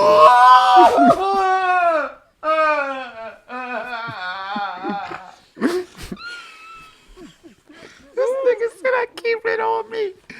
I love you. I love you so much. Do you want to switch cards? Because I think you can just add the second card in there. It'll go right to the second card, right? All right. My problem with the situation doesn't even care. I don't even care about his initial reaction. Mm-hmm. It's the slap moment. Mm-hmm. It's the fact that you chose to do this. If that was Terrence Howard, he wouldn't have did that. If that was Denzel Washington, Who wouldn't he slap the wouldn't shit did out of Terrence Howard? Are you kidding me? it. He's not picking a nigga that he could scuffle with. You chose Pookie. You chose Why Did I Get Married? You chose the dude that always comes off plucky. He didn't. Yo, hearing Chris Rock, a legend, a nigga that we all grew up to, standing up to the fucking system, saying, yo, fuck you, we gonna talk about our things. He was one of the first pioneers to do that. Say, yo, it was a joke about G.I. Jane. Don't fucking talk about my wife, whatever, out your mouth. Okay, I will. That okay, I will hurt me, bro. I don't like seeing people get bullied, bro. You're not talking to a person of equal physical power. Enough. You literally knew what you was doing, bro. Enough. And you don't get no props for slapping Pookie. If you the most pussy nigga on the block, you slap a crackhead, I'm now looking at you And funny. that's fine, because that goes back to you don't fight people that don't want to fight. Everybody knows that. That's fine. My problem is I don't give a fuck if he's a legend. I don't give a fuck who he slapped. I do get that it's a pussy. It's a pussy. It's you a pussy for trying to slap somebody or slapping somebody that is not going to slap you want it. back. Yeah. Yes, you are. My whole point is he deserved to be slapped. Not for that. My thing is, and this has always been my thing with comedians. Again, I think we said earlier, I don't find things that are funny, that are supposed to be funny. So what my main thing has been with comedians, period, is that I don't like comedians who their whole stand-up is at the expense of another person. Agree. You are not that funny Right. if your whole job is at the expense of another person, Right. and that has been Chris Rock's whole legacy for me. For people like Not true. Cat Williams and Kevin Hart, Kevin true. Hart, I feel like I'm the only person that actually finds him funny. But whatever. That's crazy. No, I think it's funny. I think Kevin That's Hart is crazy mad too. funny. I mean, he has his moments where it's just like, girl, that wasn't funny. But I think he's naturally funny. I don't find his stand-ups that crazy. But That's fine. it is what it is. We all have personal. that's personal- fine. But I don't like Chris Rock. I don't find funny because I feel like every time he's there's always like a significant part of his show or of his act or of his hosting. Even when he hosted the MTV Awards, and they brought that back to that when he hosted the MTV Awards, and he made a whole joke about Beyonce's hair, and it was like a whole thing. My thing is, I don't feel like you're that funny if your whole shit is making fun of That somebody. doesn't mean that you deserve to be slapped. It means that you deserve to be slapped. My thing is that if you're a comedian and you're on a show like the Oscars, off the script jokes should not be a thing. I'm sorry. All right. don't- There's 18 Can I points. respond to your point? Yes. So, well, one, I don't think he deserved to be slapped because I don't think his intent was he didn't know about the alopecia. That's on record, right? He what's his name? Charlemagne called him and he said that he didn't know, right? So his intent was not to be that. If he was a despicable human being and he knew about the alopecia and he went in There we anyway, go. There we you go. deserve to be slapped. Wendy Williams deserves to be slapped. Right. Wendy Williams deserves to be slapped. So right, somebody that Like a person like that. that is even just Charlemagne intentionally himself. mean. Back Can in we the go day, back to that? Charlemagne. Because And I'm not. did y'all ever talk about when she fell out on the show and everybody was making fun of her? No, but I get it because she deserved that. She deserves that. I argue with so many people. No, Because she I'm just deserves that She scrutiny. fell out and people are laughing, and I don't understand how y'all don't understand that people find this funny. She's a She terrible. has that karma. She's a terrorist. Yeah. Like She's a terrorist. every day, every Every morning, day, she's every doing day. this. and she chooses this every day. Literally, so this is- she deserves. They're like, this. oh, this is her job. She's like, I don't give a fuck. Kadeem, can we? She's heartless. I'm sorry. The man So was talking. yeah, so let me again address your point, right? About whether he would have smacked Terrence Howard, right? That's a good point. A lot of people saying, oh, he wouldn't have smacked a white man. The reason why I disagree with that is because I can relate to Will Smith being the quote unquote nice guy, the cool, laid back person, the non-violent person. That takes a lot, He right? got spun around in a circle in the Fresh Prince of Bel-Air fucking intro for fucking 10 years. Let me finish my point though. It was a show. That's a terrible point. It's a terrible point. joking. It's still terrible. I could relate to being that person that everybody thinks you're a cool, nice guy. You would slap Kadeem? No, let me make my point. If Kadeem, under any circumstance, This is my point. Is there any circumstance where you say, you know what, I'm going to slap Kadeem? Somebody, Wow. this is my point. Kadeem keeps saying no. Whoa. My point is this. Because you know. Somebody that, like Will Smith, that has been the butt of a lot of jokes the last few years and has always for the most part, taking the high road. Is never. His cup runneth over. He reached a boiling point. Nothing to do with As laid back. Let me finish my point about who I am, because I'm a super laid back person. But Tahoe, you're one of very few people that know this about me. As laid back and cool as I am, I have a temper. Mm-hmm. When that temper hits, I'm fighting anybody. It takes a lot for me to reach that point. But once I reach that point, I don't give a fuck if you Terrence Howard. It doesn't I don't give a fuck if you The Rock. Doesn't matter. Or Chris Rock. Doesn't matter. It wasn't. It was Chris Rock. I get it. And I feel bad for Chris Rock also. But I'm just saying that, look, there's another side to it. No, like, the other side to it is what we're over, not talking about. You keep mentioning it, but you're not talking about it. The cup runneth over is the 600 million people that have been laughing at him for the last fucking year because him and his wife thought it was a good money play to release all their personal business out to the fucking world. Fox said and now about you come up here and you fucking can't take it and you choose the smallest motherfucker in the room to fucking prove a point with. Then you go up on here, start talking about protecting people and all this other shit, when in all reality, you didn't. You literally affected mad other people because guess what? Most people out here are followers. That's the reason why entertainers are celebrities and they need security and all this other shit because these motherfuckers see somebody in lights and shining glitter and all that and they start idolizing them. So now motherfuckers, even his own fucking son was like, yeah, and that's how we do it. So now is that how you do it? That's what you're going to teach your fucking son? To pick a lame? Not to stand up to the fucking system. Not to stand up if it was a white motherfucker. Pardon me to the white people that follow this because I'm just saying it was a racist motherfucker and you chose to do that for any fucking reason and you saying you're going to stand up for oppression or racism or some shit. Okay. But you don't pick Chris Rock, destroy his fucking legacy as being somebody. Yo, you have your issue with him. That's fine. I was with you. I was about to tell you read the girls, but you choose this person. Being slapped is not ruining his legacy. Nobody's I'm legacy sorry, it's not. Slapped? Yes. I just bought tickets to his concert. I was really with you until you gave the whole.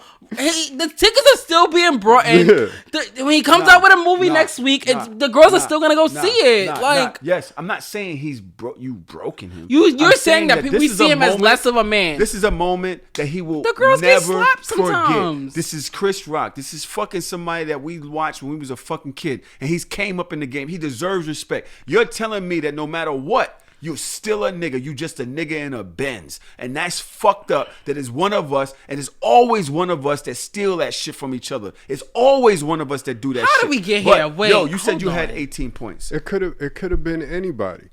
And another point, before we go to the 18 point, another point I want to make, if Chris Rock talked about August Alsina or if he made an entanglement joke, he wouldn't have slapped him. He went too far. I could take... What? Will Smith is sitting there like, yo, I could take entanglement jokes. I've been dealing with it for 2 years. I get it. Everybody knows. We went on the red table. No. We made that public. You're joking about my wife's alopecia. And again, you said, oh, it's not cancer. But it's not her choice to cut her hair. And I could relate to that as well. When you have to do something like that and it's not your choice to do so, that shit could hurt. You don't know how she felt. One of the lowest points of my life was when I had to cut my locks. Back in 1999. She was wearing that fucking wrap around her head for 2 fucking years and everybody kept asking, oh, why is she wearing this wrap? And she finally said why. I didn't know either. It wasn't her choice. And I be on the internet every day. I've never seen an alopecia That's with fine. her. You didn't see it. But I'm saying is I am on the internet every day. I collect every single one of these topics besides what Dodgers and Chelsea been doing lately. That's literally not the point. I had no idea. No, because what I'm saying is how disconnected you can be from certain information. And even if you think it's available. That's fine. And this is my problem with comedians. And granted, I get what you're saying, and you was really on a roll until like that last 1 minute. You might not like it. I was really impressed. I really was. Like that whole Which part? Like literally the whole thing before we take it from each other. Before that, I was like really with you. You was like, oh shit. I was like, wow, read the girls, like do that. But then you lost me. But anyway, my thing is that, damn, I hate when you. So you just be wanting to talk. Go ahead, Traum. No. Hold on. Hold on. Because with him. And this is my thing with comedians as a whole. I need you to show me how to wear my D&G sneakers. Go ahead. The fact that you bought Dolce & Gabbana sneakers, we need to talk. I love them. Yeah, no. Excuse me? Yeah, you distracted me. But, shit. All right, Trump. Traum found. No, I'm sorry. I really want to say this about comedians. Son, there's people listening to this. I'm sorry, but comedians, and this is the problem, comedians are not good people. They are very entitled, and they get mad when people don't like their fucking jokes. That's another problem I have with this. Before you go into this, Traum, this shit is ridiculous. The offended culture. Comedy is dead. Oh my god. There we go. The offended culture. There we go. Oh, you can't talk about this. Oh, you can't talk. Y'all are a bunch of fucking pussies. It's ridiculous. Oh, not everybody is pussies. No, the problem is that we've been living in a world. Nobody can laugh at themselves. No, everybody it's not about is. that. Oh, it's traumatizing PTSD. It's not about that because you don't know what this has done to me and my it's family. Really not You're about fucking that. Get your thumb out your fucking butt. Yo, it's really not about that. And my thing is that like. Okay, as gay people, we could laugh at Wayman jokes and we could laugh at all of these gay jokes in the world. They're fine. Like, what the fuck ever. But when it comes to Dave Chappelle and when it comes to, trans jokes and trans people dying, when it gets to a point to where it gets too far. And then now when we say this, comedy is dead. Like, the problem is we've been living as a society whereas these jokes are going too far. They've been going too far. You talk about Richard Pryor. You talk about all these past comedians. A joke is going too far over you get open hand slapping me in my face. Sometimes jokes go too fucking far. And we notice we live in Bed-Stuy. Like, what the fuck? Niggas get slapped every day because the jokes go too fucking far. Because we have nothing else. We have zero self-respect for each other. We come up with literally all we have is our pride and ego. All we have. Because if you get that gets taken from you in the hood, you have nothing left. You have not worked so hard for the respect of all of these fucking people to tell me just because you didn't like the fucking thing that I said that you can walk on stage, lose all control of your fucking emotions and open hand slap me. He should get sued. He should literally go through the ringer. And I still love the guy. I still fucking love him to death. But it was a crazy, disrespectful moment for him, himself, his legacy, and Chris Rock's legacy. And what he did to Jada, to her, to think that, I gotta go up there and do this to defend my motherfucker. You got a lot more issues than that with your wife if you thought that's what was necessary. What's the issues? I just don't think that was because necessary. y'all keep bringing up August Alsina as if I don't understand the I have no problem with them having correlation. an open relationship. I'm talking about releasing the information. I'm talking about actually doing a red table talk. If y'all wasn't ready for the disrespect I do that agree comes with with that. being And a star, the crazy part is I was all saying this other earlier, shit, then you shouldn't have did that. I don't know if you took us saw for fucking granted, and you thought that you was Megatron Don. You thought that you was gonna go up there and everything, you was gonna be able to preach and all that, and none of this other. No, we live to destroy y'all. We live to destroy everybody. Like, we do it to ourselves every day. Oh, you want to come join the mess? Come on. I'm gonna strip you with all that. Fuck out of here, nigga. I don't agree. think he's as sensitive about that as everybody thinks. I don't think so either. But Chris Rock made a joke about alopecia. No, he didn't. No. So here's where I disagree. Okay, so he didn't say alopecia, but it was hurtful because I want Melly. Melly, get on the couch. It was hurtful to him because of his wife's alopecia. So okay. Right? So all right. So then you don't talk about motherfucking people complaining or nothing. All right, don't tell me that. But you fucking hurtful. Traum. So I right? do feel Don't like give me that shit. I feel like that was a major part. Like, I feel like the alopecia was like major. I do feel like that. Mm-hmm. Yes, like you see your wife, you know what your wife has been through. You know you've been through it with her. You see her reaction and you react. Yes, I think that was a major part of it. But I do feel like, if we were to give it a percentage, if I'm just guessing, thank you. I feel like if alopecia was like 36% of it, 17. And why you always gotta drag everything? Because it wasn't even about alopecia. It was about his wife's reaction. It was about his wife's reaction. I do feel like that. And it was I feel about like her and him having these conversations over the last year. He wasn't the man to her that she thought that she deserved. Why I feel like it's 36% is because it's still, even if it's his wife's reaction, it's his wife's reaction to alopecia. But still, whatever, the majority percentage, I would give it to what they've been through in the past few years. And Vivica Fox said this, and I wanted to address this. Vivica Fox basically said, like, I feel like they opened up their life to everyone. And now that they are getting a certain backlash and they are tired of that. And now this is like the final straw for them. Yeah.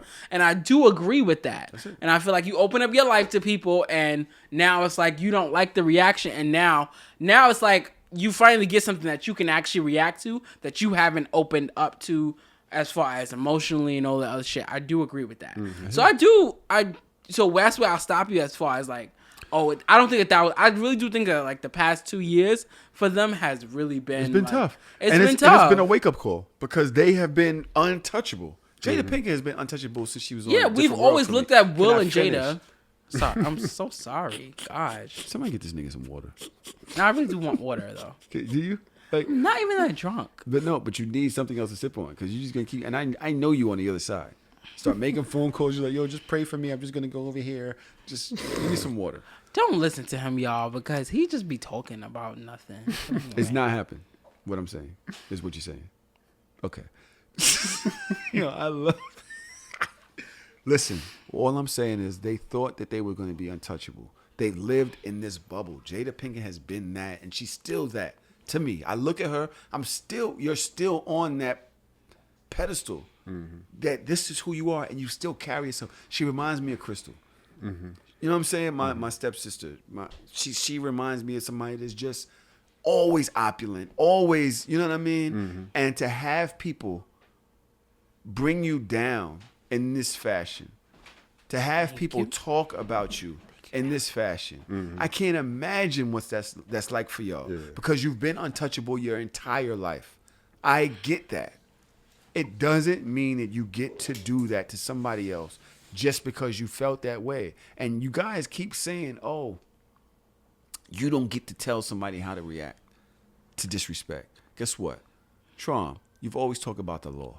Mm-hmm. You've always talking about what people deserve, just any other. There are certain things you just can't do. And I'm telling you right now, Chris Rock looked out for them even after he was smoked. Yeah. After he was smacked. Because he could have had that man arrested. Right. He could have had that man walked out of there. And then that would have been corny though. 1000%. No, but hey. He's thinking it's not about corny, bro. Melly, I don't think I like your outlook on this, and I'm just slapped me on fucking stage. It's not about corny. It's about rights. You stole something from me that night. You took my respect from me that night, and I still looked out for you after by not jumping on your ass. But by the fact I knew that I couldn't beat you, so I probably didn't jump on you because I knew I couldn't beat you. But when the police came after me, I'm not gonna have Will Smith's legacy destroyed like that. This is what he was thinking. It wasn't about Chris Rock. Chris Rock was thinking, I'm not going to do that to Will Smith. And Chris Rock questioned himself. What did I do to deserve? Did I do this to deserve that? He didn't fucking deserve that. And he's still looking out for you. He didn't. He's still like, no. But I hope Tony Rock gets in fucking Chris Rock's ear and says, you better sue that man for $200 million. And guess what he's going to do? He's going to fucking settle. And he deserves that shit. Now, we have 18 points that was brought up by somebody that you're all hating, whatever. But the points, Traum said he wants to bring Traum? up. No, Traum found a post that he follows this person. Okay. And I don't want to bring, fuck it, it's Sean King. Sean Nobody likes Sean King. Right. I don't know Wait, why. Sean King is the guy. He looks white, but he said he was yeah. black. And I really want know. y'all to feel like I really don't- want y'all to hear how my father feels about this because it was hilarious. But I wish you call him. I can call him. It's fine. We'll call him later. Yeah. So the reason why I want to bring this up, because people are probably wondering why we're still talking about it, right? Mm-hmm. As soon as this happened, the first thing that I thought of was like, yo, there's a lot of layers to this. Of course it is. Right? And so Sean King listed all the layers to it, all the things that this is about. And I thought it was interesting. Let me see if y'all agree. So he listed it. This thing is about power, fame, masculinity, jokes, violence. Wait. You're going. Are there actually 18 things? There's 18 I thought things. that was like an exaggeration. Power, fame, masculinity, jokes, violence. I'm gonna stop there because I don't disagree with you. I think that what Will Smith did was wrong, but the reason why I'm arguing against it because I don't think he's that wrong. Like people are making. Oh, it's way wrong. It's way worse than what we are able to vocalize. Because people are saying, can't "Oh, it's say violence." that. I don't think a slap is violence. It's not. Violence is. There's Nigga, I've worked mad hard to be a millionaire, to get my family out the hood, to earn a certain type of Violence? respect No. in this world. Fuck the other side. Is that violence, though? You slapping me? You, nigga, we square up. That's not violence. We square. We at a point where we go head to head like fucking bulls. You know, antler against antler. Boom, boom, boom. Whatever that is. Not antler, goats. Whatever it is. I got my father's. He didn't intend to hurt him. You hurt me in way worse by what you did to me. I gotta look at my kids. I mean, words hurt as got well, slapped. but it's not violence. On stage, and then when you told me not to do it, I said, "Okay, I won't." Just- nigga, I got to tell my kids to good dress. They like, "Fuck out of here, you bitch ass nigga!" Slap the shit out you. Imagine your kids say, imagine you walking away from telling your kid do your homework, and you hear them say, "I slap the shit out you." I go front. I thought about that with Chris Rock. He got kids. He man. got kids. Yeah. We're not talking about physical damage. Mm-hmm. We're talking about I'm what you not gonna did. lie. I'm not like if my father got slapped, like got the shit slapped out of him on TV. I'm not gonna. I would be embarrassed that my father got the shit, but I would just call him and I would see if he's okay. But then you got to go to school the next day. How's that going to be? That's crazy. I don't know how that feels crazy. because You affected me, my you father's affect my gonna kill kids. somebody that smacked the shit out of him. But guess you know, what? The kids in your school, you ain't gonna be able to kill all of them That's fair. Yeah, you're gonna get teased. Yeah, forever. yeah, that's fair. You're Chris Rock's daughter forever. You're Chris Rock. Fuck daughter. His son. You're Chris Rock's son forever. That's fair. That's fair. What's the rest of the 18? So marriage. Why is that a thing?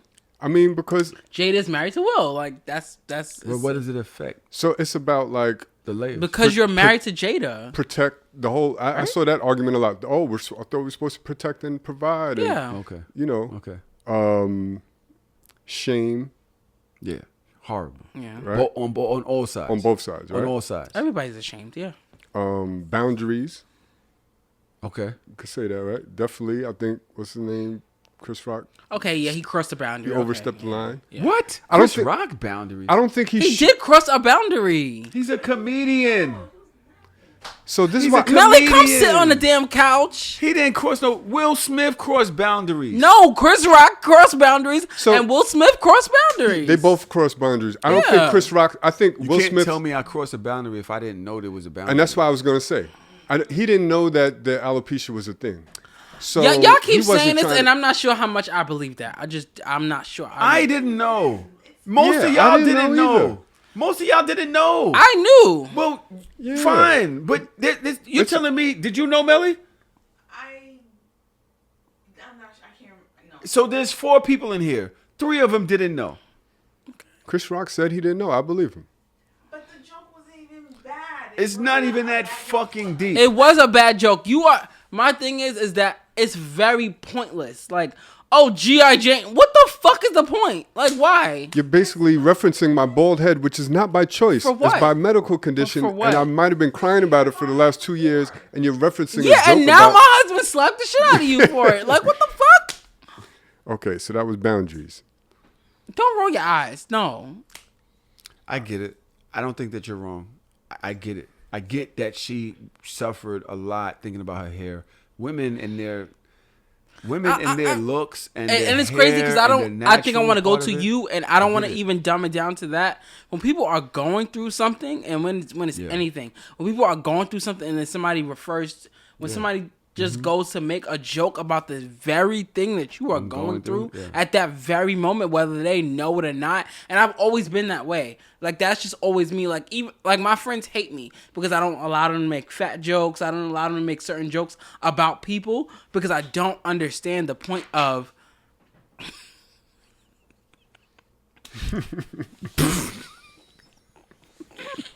Yo, the way Melly brings up this break sign, it's. Listen, we gotta go to break. I cannot. Yo, we gotta go to break. Who was talking? Me. Go ahead, please. Can you talk? Traum, finish it. I don't know what I was saying. Traum, I don't finish know. it. You have a very So, bad memory. Next thing on this list Oh, fuck was you. trauma. Huh?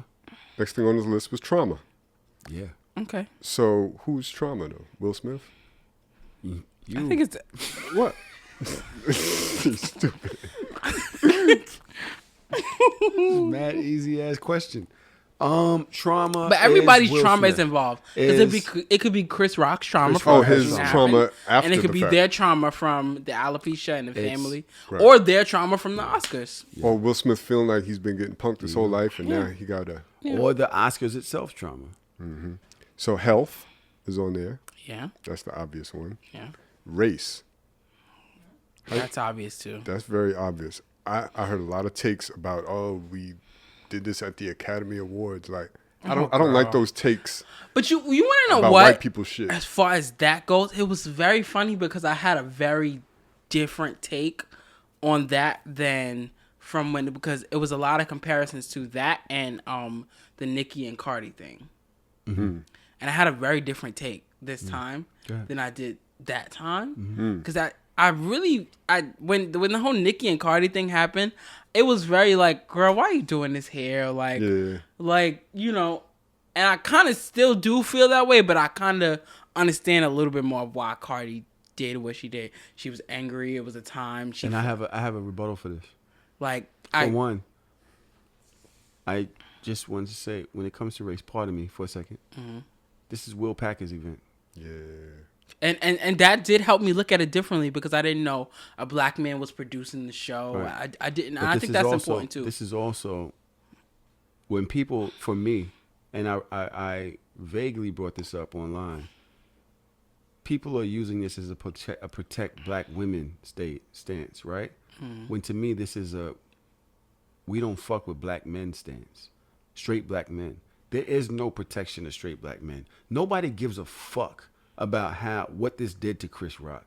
Nobody's even, it's not even, it's on the smallest scale in the world when they're putting this thing for Jada and her hair and how Will Smith is just protecting it. This had nothing to do with that. You're not telling me that Will Smith was up there crying because of Jada. No, this is Will Smith up there crying because all of this that's been stripped from, all the respect that's been stripped from him from here to Independence Day. Okay. This is more about that than anything. And it has Chris Rock as a man, as a person, fuck Pookie, fuck everything else, as a person, did not deserve to be stripped of his dignity on that stage like that over this fucking joke. You could have went backstage, beat the shit out of him backstage. You could have did a million other fucking things. But you could have did a million other fucking things. You could have went up there, did a whole speech. You knew you was winning King Richard. Okay. Wait a minute. You knew that there was other ways that you could connect with this motherfucker, but you chose right then and there to violate everything and the respect that you yourself lost, that your wife lost, that your children now have lost because they reacted to it publicly. Yo, this shit goes deep, my nigga. You're at It a does different go level deep? in Okay, life. so here's my- You're at a different level in fucking life. I'm fighting my ass off to get the fuck out of there. There's people out here every day I want to do something too. If I'm in my uniform at work, you come up behind me, yo, you gonna move the fucking truck, this, that, and the other. I gotta look at you and say, nigga, you think cause I'm a fucking sanitation worker, I'm not a real nigga? Here's my problem. I'm gonna move the truck, bro. Don't worry about it. Give me 1 second, bro. Here's Give me 1 second, my bro. problem right here. Right? I'm telling you. Okay, I don't want this to be misconstrued. I really understand everything that you're saying. I really do. We're talking about losing of respects and all of this. It's like, bro, fine. Chris Rock, he lost respect. Fine. My thing is that we're talking about black men are not being protected. That's the thing that bothers me the most when you say it, because you said it like 3 times today and other days too. But we're not protected. My thing is protected, but go ahead. Fine, protected. I don't whatever. think there's nobody supposed to protect us. My thing is I feel like the whole, even when we go back to Black Lives Matter, that whole shit is in protection of black men. When we go back to Black Lives Matter, sure, some black women die, but their names are never really mentioned. It's about black men. That's not true. No, it is true. true. I've been outside. It is true. Say their name. I've been outside. Say their their name was literally after Black Lives Matter, and literally still their names were not said. Well, let's keep it real. You're right. Sandra Bland, they wouldn't have been that whole thing for Sandra Bland. The whole point of say her name was literally because black women's name weren't being said because they were dying. And that's the whole point. And my point is that literally this goes back to a moment that really pissed me off as far as the whole D-Ray thing. When everybody found out that D-Ray was gay, it was this whole big fucking back and forth on whether D-Ray could fucking lead black people because he was gay. That was a whole thing. I agree. That was a whole thing. I agree. And that's how Mouse went crazy on Grapevine. Yeah, and that's still a viral clip to this day. And my thing is that we all have this whole thing, no one protects black men, and that's really a lie because we sit back there and we march and we parade and we do all of these things for black men. Even as gay black men, we do these things, and then when we find out that a gay black man is leading or he is whatever, he can't lead, it's bullshit. I'm sorry, because we stand behind and we parade, and because the problem is that when a gay black man dies for doing the same thing that a straight black man was doing when he was obviously gay, or when he was trans, or when they were trans, when they were trans, or when they found out that they were anything else other than the norm, it's not respected. Their death is not respected. Say something in respect to you, and I understand that, and I accept your submission. I accept that submission. I hate him because he makes me sensitive towards the situation. No, I totally understand, because you coming from what you're saying is coming from a different demographic than me, and I respect that. Mm-hmm. So I'm gonna rebut it, but I want to make sure that you understand that I understand how that feels to be standing up and walking and preaching and doing all this for somebody that would fucking choke you out just for how you choose to live your life. I totally understand that. You understand what I'm saying? So I'm not gonna say but. Terrible. But go ahead. I get it. Go ahead. However, symbolism means something. Yeah. And racism, when it's presented against somebody, the symbol being a black man, it isn't about a black man. It's about the racism. It's the person it's there being had to. It's become symbolic. So I don't really believe that you're standing up for black men in particular more than you're standing against racism. That's the only thing that I have to say. So I don't really. Yeah, I understand what you are saying directly, but the problem is that. And if we're being honest, I understand your point. Yeah, no, and I'm gonna tell you how I understand your point, because the problem is that, granted, like, sure, I've been a victim to like police brutality, yes, but my percentage or like the likelihood of that happening to me versus it happening to you is significantly lower. Yes. Even though like and I could think about how many black men die a day. Yes, because a straight black man is more at risk with the police than I am. Even me, even as a even as a gay black man who is dressed regularly, there's a certain threat that I don't pose to them that you will. And I do understand that. And that's why I love you. Because we're able to have these kind of conversations where we understand each other's plights. Sometimes it's time for me to shut up and listen and understand shit. And some of us need to do that more often. Mm-hmm. You know what I'm saying? Where we just say, yo, you know what? Let me shut up, because there's not always a time to rebut and to sometimes accept other people's trauma. No, I think that's just the point. But this is that my we just point all face with this different situation things. is that we need to accept Chris Rock's trauma, and you don't want to do that because it's there is not a respect for straight black men, and this is an example of that. This was just beyond. And yo, Jada, I love you. I love you. There's other ways for Will to have expressed himself. There's a million other ways. Mm-hmm. That could have literally fucked Chris Rock up. There were ways that he could have done this that would have fucked Chris Rock up. Yeah. Like and what? Chris Rock could have had to go on an apology tour. What would have been the best way to respond? He could have went up there.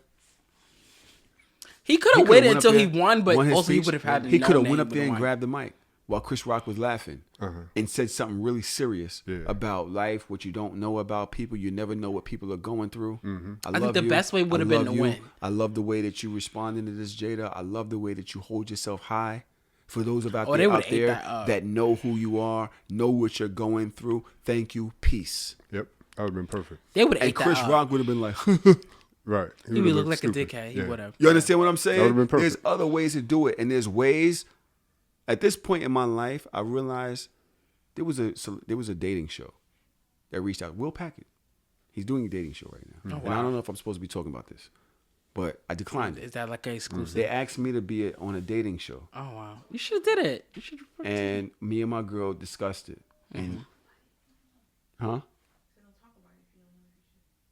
Okay. At the end of the day, I declined. Because I'm all about my relationship. Why sell myself as this? That's fair. Why do that to my stepchildren? To her mother who finally thinks that she's all right. Feels like she's taken care of. You make me proud. Like every now and then, you make me proud. But and I would have been national. I would have been international. This is Yeah. the same person that's producing the Oscars. I'd have been international. I'd have been Jesse Wu. But is certain shit worth it? Can we call my father? Because I really thought that was funny. What we want to do now, we're at 140, 145. That's fair. We've been far. Right? We've stretched this to the end. People are tired of hearing about Go ahead, call your father. No. No? We're You good? just said no. All right, cool. Did we do the break? We did it?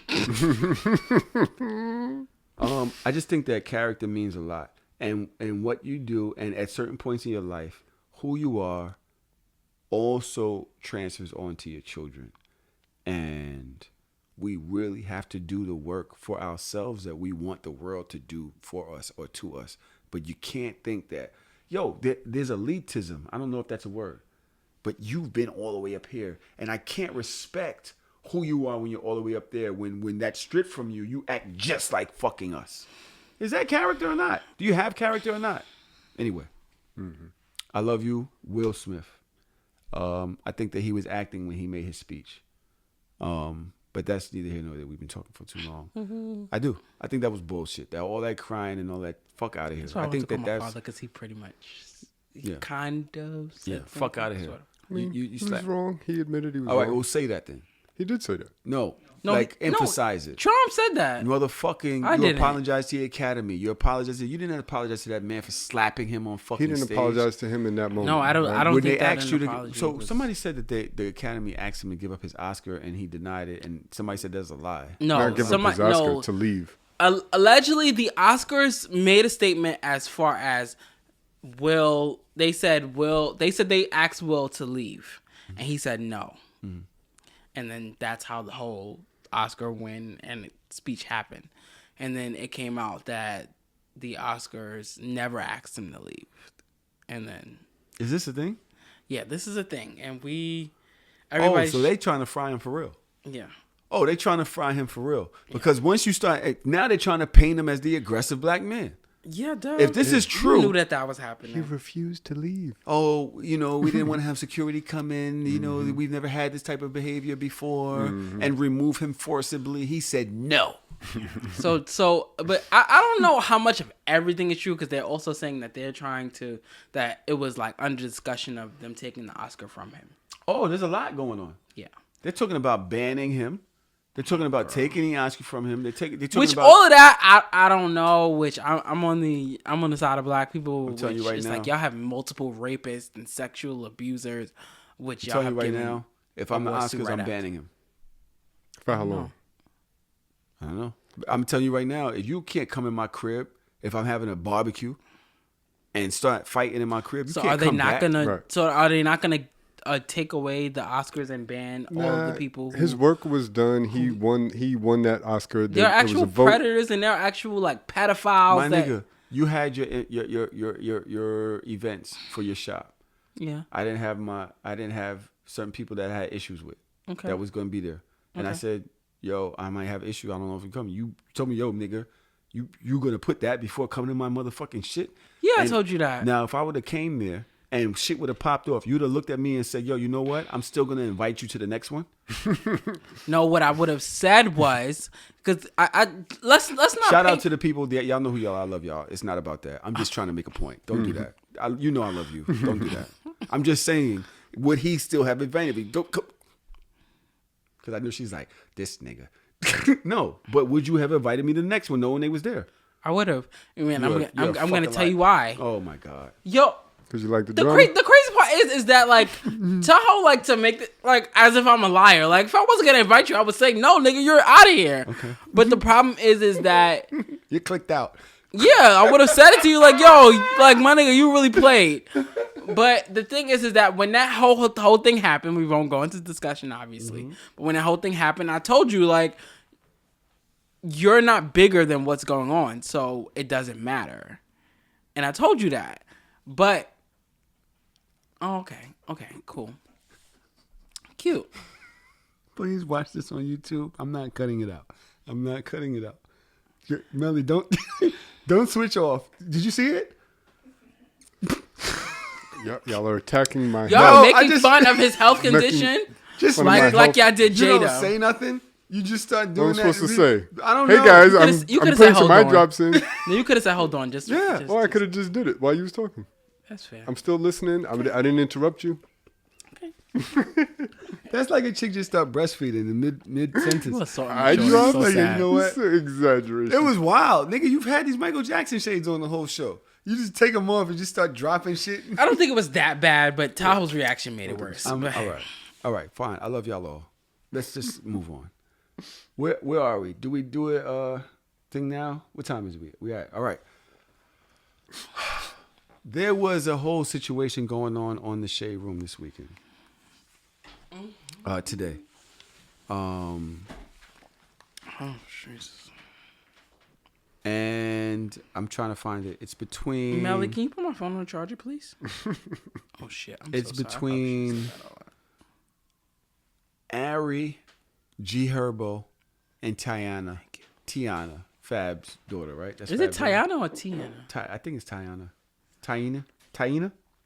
I think it's Taina. That makes more sense, It right? sounds good. But nobody's ever said her name before. Me either. Okay.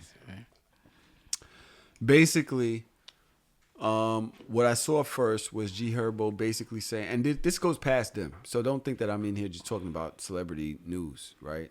This goes past them because there's 3 men here, 1 woman. You see now when One woman. Why did you think I was talking You said about 2 men. you? He said 3 He said men, 3 one- men. I thought you said 2 3 men. men Okay, and my 1 bad. woman. Okay, my bad. All right. My bad. Okay, fine. Why did you think I was talking about you? Because earlier you said I need a lady here, and you were talking about me, bitch. And this is the fucking problem. But whatever. Go ahead, finish your show. It's too good. It's too good.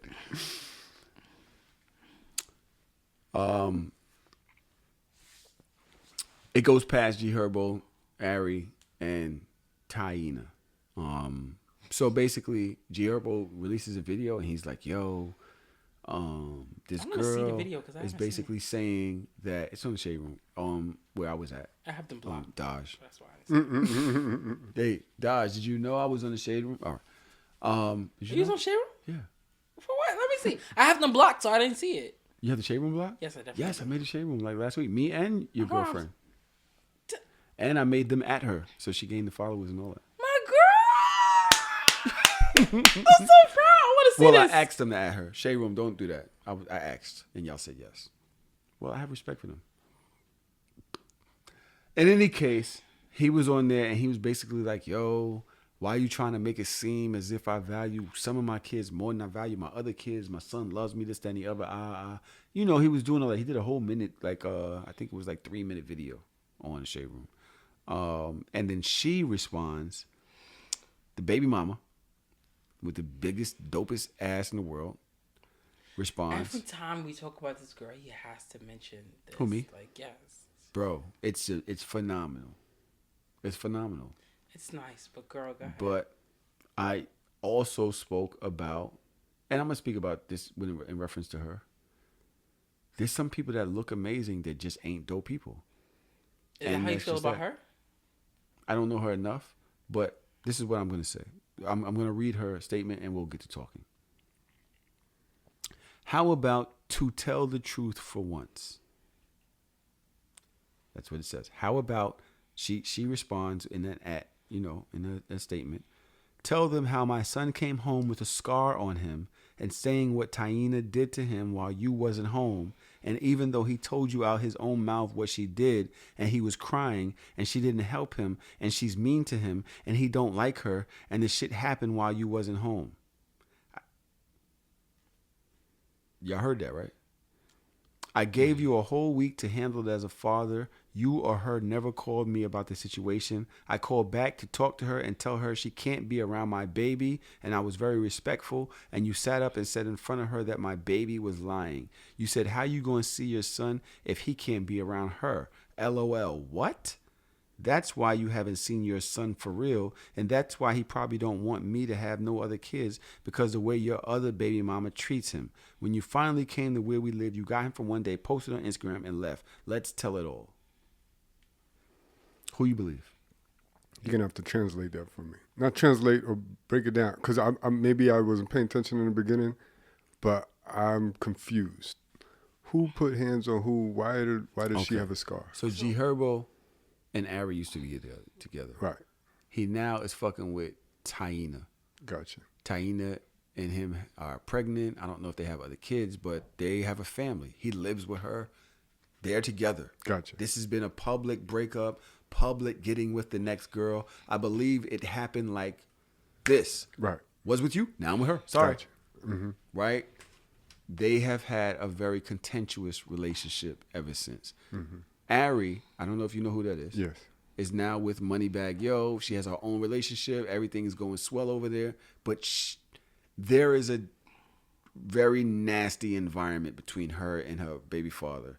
It's been that way. Her and G Herbo. Gotcha. Very nasty environment. It's just always been that way. It's never talk nice about each other. Every once in a while you see them together, but it's just not cool, obviously. Mm-hmm. What she's saying is that her son came home with a scar, saying G Herbo's baby mother gave him a scar. Gotcha. Okay. While he was not there. Mm-hmm. And the son told G Herbo that Taina did something to him. Gotcha. And what she did. So this is the statement. This is fucking me up. Tell me how my son came home with a scar on him and saying what Taina did to him while you wasn't home, and even though he told you out his own mouth what she did, and he was crying, and she didn't help him, and she's mean to him, and he don't like her, and the shit happened while you wasn't home. How old is the boy? How old is she? Why are you typing like this? Why are you... How many ands do you put in one sentence? You know how many times I put a comma and be like, all right, I have something else to say before I say and? Yeah.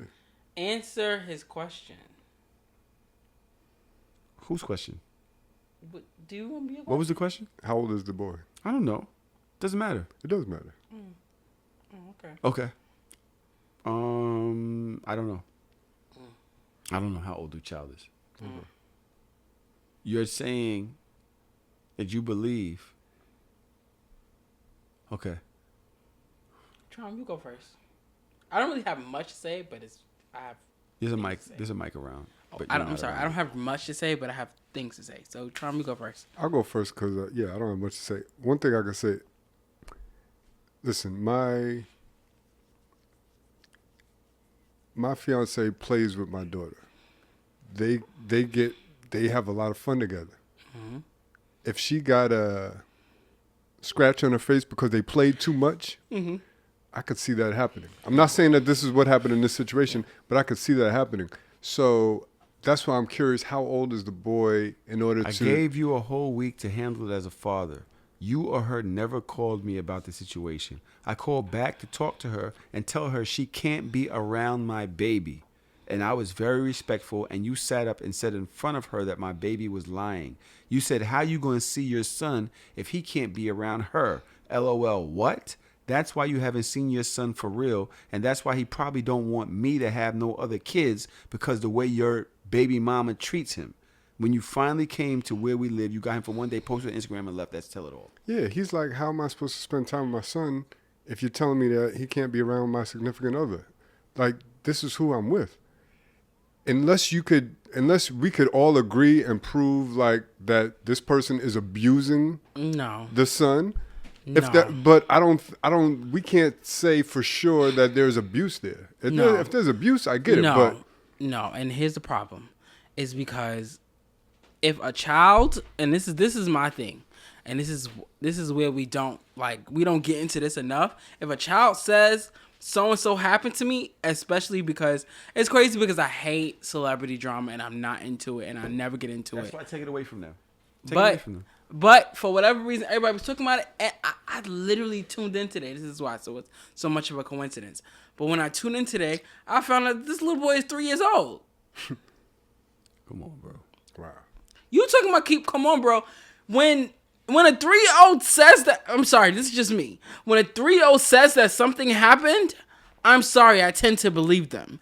Because it's too many times with 3-year-olds and 2-year-olds and 6-year-olds and 7-year-olds, or whatever age actually, but especially like around that 3 and 5-year-old stage, when these little people say things happen to them, people ignore them and it says, oh, well, they're just dramatic and they're just saying that. And it's just always a thing to where it's always a connotation of they're making it up. So most 3-year-olds, are very articulate with their emotions? Actually, yeah. In my experience, I have 2 kids, so I've had 3-year-olds, and they can misconstrue something. And that's the problem, is that people things. see like little people who are between the ages of like 2 and 6 or whatever it is. Mm-hmm. People see people who are that young, and it's always, oh well, they're young, and it's always That's a dangerous game. You don't. I don't like that. I get. And I try agree. to understand. And I try to listen to everything. I don't have kids, but I do know that when I hear young kids saying anything, I try to pay attention to every single thing that they're saying. Kids is what he just said. Bro, y'all can say that till y'all blue in the face, but I don't. Kids say things for a reason. I'm sorry. I'm home the other day, chilling, relaxing. My baby mama hits me. Yo, are you good? Add whatever context you want to that conversation. Matter of fact, I'm going to read it. I'm going to read the conversation. Let me find it in my text. Hold on. Here we go. And shout out to my baby mother. She's doing what she's supposed to do. Yeah. Are you good could be interpreted in a lot of different ways. Look. Are you good means one thing to me. What? Hey. The fuck is wrong with you? I'm going to read this after this break. Melly going to get, yo, she's fucking. Hey. Right? I dropped my sons off Sunday. Monday morning, 10 a.m. Hey, the boys wouldn't stop talking about you being angry over the weekend and punching the wall and breaking the TV. Everything okay?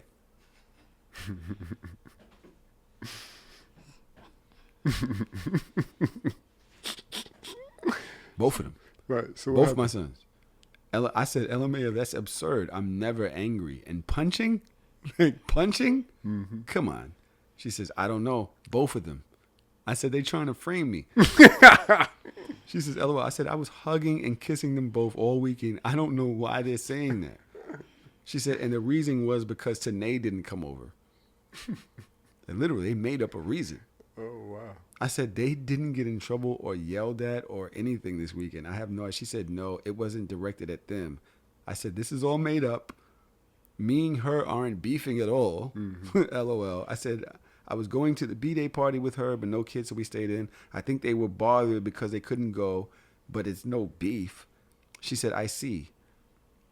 I said, we're supposed to start practicing. This is so not funny, but it is. And then I take pictures of my televisions, both of them, unbothered, because she hits me later. You should call them and ask them about it later today. I wonder why. This is 2 people that have learned to co-parent, but she was concerned. Right. Yeah. You understand what I'm saying? I like how she addressed it too. She had to. Yeah. Because you're being violent around my kids. Yeah. Right. You're like, what's going on? She addressed it in a healthy money? way. Yeah. But we're talking about somebody that's educated, graduated, and has lived her fucking life, and we've been through some shit. Yeah. Mutual respect is now there. We've been through some shit. Versus somebody that's recently, 3 years old. Me and my baby mama. You remember me and my baby mama at 3 years old? They used to complain to you about her all the time, about our relationship. You know what I'm saying? It was crazy. And I'm not a millionaire. She's not a millionaire. Right. You know what I'm saying? And she's educated. And you did this and that and that. Like, yo, Ari, your ass fat and all that. You need to go back to high school. Normally, I say you need to go back to college. You need to go back, start off at 9th grade. You know what I'm saying? Learn algebra, global history. I feel like you're being a little unfair. No, I'm not. Because it's obvious. Because if you listen to G Herbo's, bro, I'm going to just play you G I'm not going to hold you because, again, like when everything was happening and everybody was talking about it, because Homegirl, she posted like this whole thing of it was like a slideshow, not slideshow, it was like 2 pictures, I guess, and like it was like a whole paragraph, and I'm not gonna lie, like I wasn't moved, like I wasn't. So you think you got 20 minutes to delete my son off your page before I post what you really don't want me to post? This is the last time I'm going to tell you. She's saying to his baby mama, this is what we talking about. This is what we talking about. Now listen to G Herbo talk, bro. Now, yo, sometimes before or after everything happened? Before? I think this is the first post. G Herbo. I didn't hear the first post. I didn't hear anything. I didn't hear anything from him. There's actually. more. There's everything. Let me see. There's everything. Okay, I don't see in everything. But the crazy part is, I think it's worthy to note. Let's listen to G Herbo. This don't have nothing to do with the shade room or no blogs or anybody. But what the type of sick individual, human being do you have to be to want a 3-year-old to despise or not like his own siblings, his own flesh and blood? I don't get it. Like, a mother's relationship with a child and a father's relationship with a child are 2 totally different relationships. And they could never I don't know what the hell you're trying to say here. intersect between each other. Intersect. Like, a mother's love and a father's love is 2 totally different things. Your finger hit it. At the end of the day is, just from the way he talking, I can tell he's probably not the best father in the world. Why you say that? No, I got that too. For mother's love He and the seems way a bit of absent. father's love. He seems absent. He sounds Not absent. No, absent. Yes, because a lot of times we don't use that word because a nigga is just there and he's in the house. He sounds absent. He does not sound present. Right. He when does he said not. that, and it's funny that you didn't catch that. Because you're saying the way that you love you, the things that you do for her, like I do different things. Nothing he said made sense. Oh no, I ain't saying that. I definitely think that she's bugging. I definitely think that he doesn't realize that he needs to be a mom too. I think that because the thing is that, and I've seen that over and over again, is a lot of times niggas don't know like that fine line between their baby mother, their child, and then their new baby mother or their new wife or their new girlfriend. They don't know the difference and they don't know how to separate that, and I feel like it's hard, and I feel like I could really get how you wouldn't know how to really navigate. Yeah, I can never say that word, and I know it very well. I know what it compartmentalize. I don't know how to say it to this day, but literally, like, it's really hard to like really separate all 3 of those things. It's very hard, and I feel like he didn't know. That's what it seems like. It seems like he didn't know how to separate all of those things and really make everyone happy in the situation. But he does sound absent, and he does sound like because my thing is to say to your baby mother, we're assuming that what she said was true. Why is Aspen on the couch? I don't know how he got here. You said Aspirin? Oh, is that his name? Aspen. Okay. It came from aspirin. I think he jumped. Because it's a get well card. So I was literally looking for aspirin. No, it's aspirin. On the couch. It's Aspen because it's derived from aspirin. Okay. Go ahead. Got it. What were you saying? Sorry. But I get what you're saying. Compartmentalize. 3 different places and not knowing after the breakup how to. He seems like he didn't know. But do to you say think to your that baby from mother, her like, reaction, he's all lying? of this anger and all of this shit, you think that she's welcoming to having a really involved baby father? Especially when the chick that he cheated on her with, he's with now.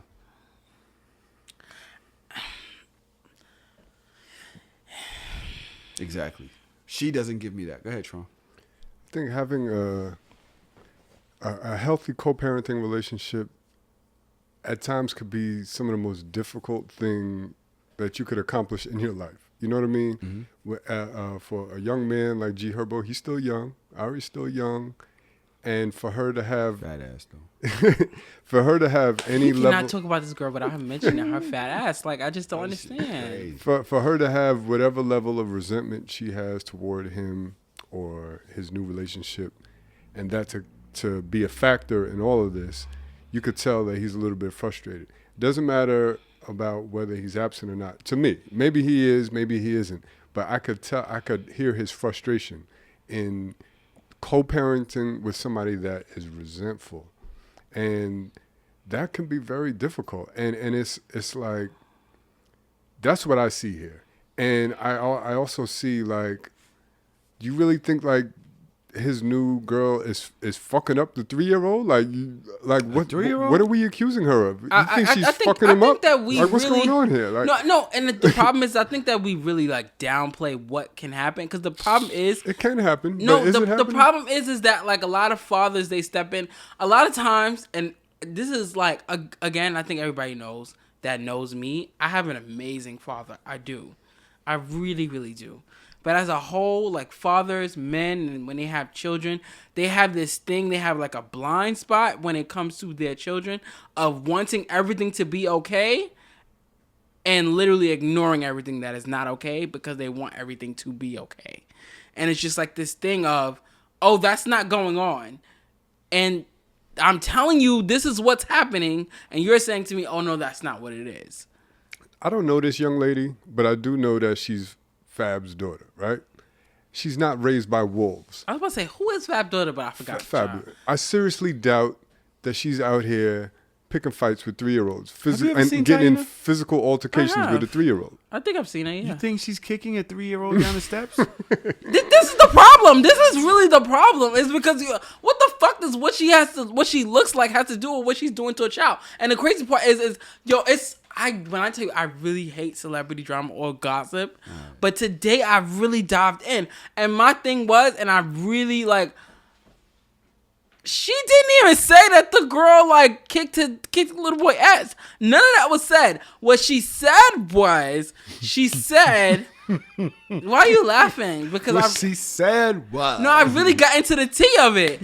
Because the thing was, what she said was that I guess he was running. The little boy was running. Everything sounds really realistic. None of it really sounds abuse-like or whatever you want to call it. She tripped him. But no, I don't even. No, it wasn't even that bad. That was the thing. Is that allegedly, like, the little boy was running. Something might have been said before that, but I don't remember. But I remember she said the little boy was running and she hit him with the pillow. Oh. Like, she threw a pillow at him and he fell. And then I guess the little boy basically said when he fell that she didn't check on him. Like, she didn't say, "Are you okay?" She literally, like, he was bleeding and she literally left him alone. And basically, whatever, he went home. He told his mother, as most children would do probably at all. He went home, he told his mother, and his mother didn't like, the response that allegedly, whatever. And I'm not going to hold you as a little boy, as anything. If my father's girlfriend, like, if you ain't check on me and I'm bleeding, no, I'm going to tell my mother. Yes, I am. So a 3-year-old goes home to their mother and is articulating how this all happened, and you're trying to tell me that you're cool with trusting the articulation of a 3-year-old to process this information but the crazy part is that I don't think that was her point. It's because she didn't say anything about what actually happened. I think because from what I got from her was nobody. She basically said, "I reached out to both of you." You're not making this good, bro. Why am I not? She said she reached out to both of them and nobody responded to her. Because they know you, bitch. You're crazy. Yeah. Bitch, you're crazy. Okay, so just don't respond to the crazy bitch and just leave me to make more assumptions I myself. told you this shit didn't happen that way. I don't give a fuck if I was there or not. I know my wife. It's not happening that way. You're bugging. Don't hit me up the way you're like, oh, I hit you very respectfully, bitch. You hit me up talking about you called. Okay, so my and nigga, tell me that you I go can't and you be- call your baby mother Excuse me. about Excuse what me. happened with your Excuse kids, me. and she ignore you, and you will Excuse see me. your response. The woman said, the funny shit is, yo, she's so dumb.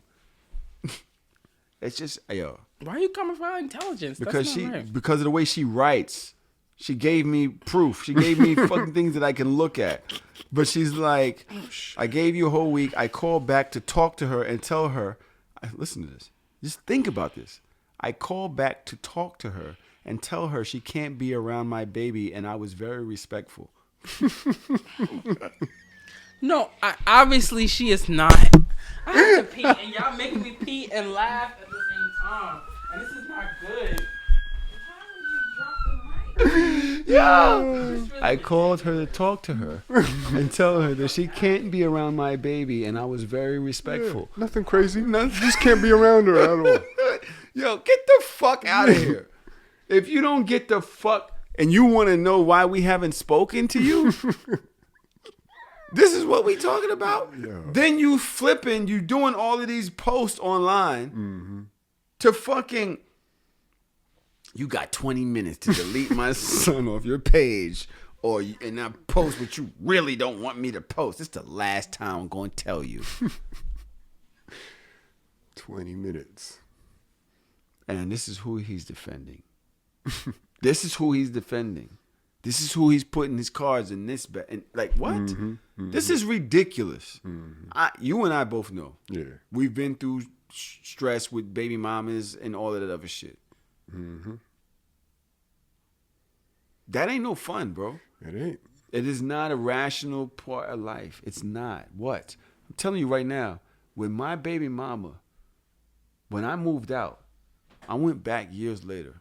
My daughter comes and she gives me a bag with some of my stuff years later. She's like, oh, you had this here. I was holding it for you. She was holding it for me.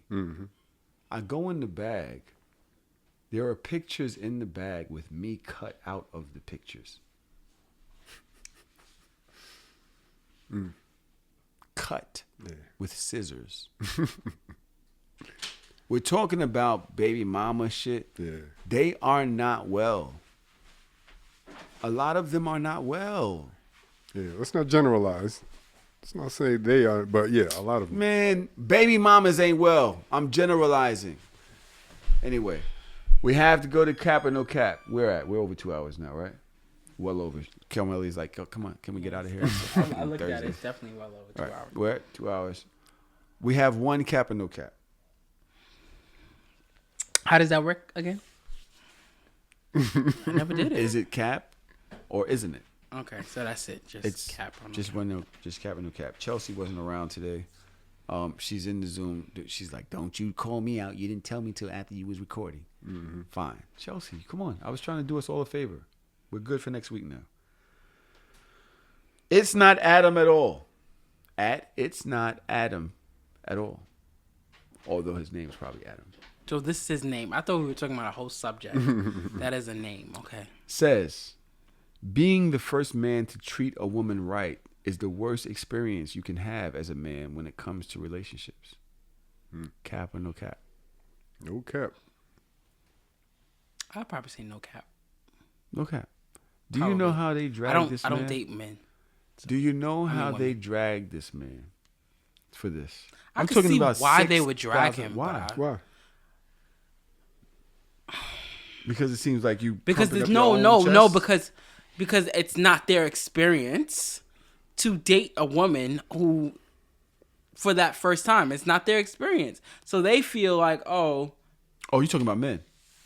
I'm talking about women. It's not their experience to date a woman for the first time who hasn't been treated correctly.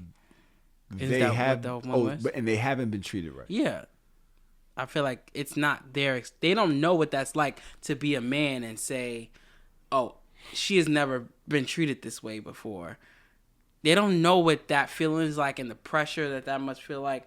The because I'm pretty sure if you're a woman and you meet a man who finally treats you correctly for the first time, I'm pretty sure there's restraint involved. Like they probably like push you away and like they feel like you're a liar. They feel like it's fake. I'm pretty sure, and they probably.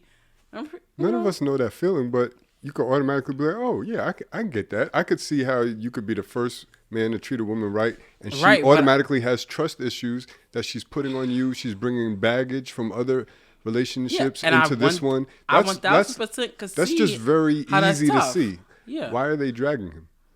I'm trying to find tweets. I want to see the tweets because I feel like I know what they were saying, but I kind of could get why they would drag him a little bit. Did this nigga delete the tweet? Probably. He's like, yo, I know. You know, when you're getting dragged, you kind of When you getting dragged, it's like, yo, bro, all right. This shit is on spiritual world. Like, I'm good. Fuck this shit. I will tell you that. Can you remember one thing that they said? I'm looking for the. Did you not hear me? I said, can you remember one thing that they said? I didn't say everything. Trav sent me this. Oh shit. Trav, he never sends me anything, but he must have saw the line and was like, all right, here we go. 5,355 quote tweets. Oh, Jesus Christ. Yeah, in his ass. Oh, they were reading him. 111 likes. 111,000 likes. Oh, God. 111,000 likes. Sorry. Let's start with the quote tweets. Let me see. I feel so bad. I hope I'm a man. What the hell did I just do? Oh, bitch. I didn't fucked up and lost the shit. I feel like you were reading the wrong quotes. No, I swear to God, I was all the way in. I was there, and then I pressed the button. You know, but where did you find it at anyway? I googled it. Hold on, it's here. I got ridiculous. So how was y'all day? Ridiculous. My day was ridiculous. No, you're ridiculous. I am. But all right, I have it here. I feel so bad. I hope a man can be patient with me, but I can honestly say I'm no longer broken, but I think the healing process is hard for everyone. That's a woman. A guy, he looks to be white, says... No. Don't read it? No. A woman, Katie Zambrano. Let's see if she looks to be... Yeah, she looks kind of black. This is only valid if the woman didn't take the time to heal after a toxic experience. Because, baby, coming from a traumatic relationship and healing, all you want is for someone to treat you right. Is it still an adjustment learning curve? Yes. But shut the fuck up. That's how she ended it? That's how she ended it. But shut the fuck up. I mean, she made a good point. If they've healed, then maybe that's a different story. But maybe they weren't healed. There's a white girl that says, boo fucking who.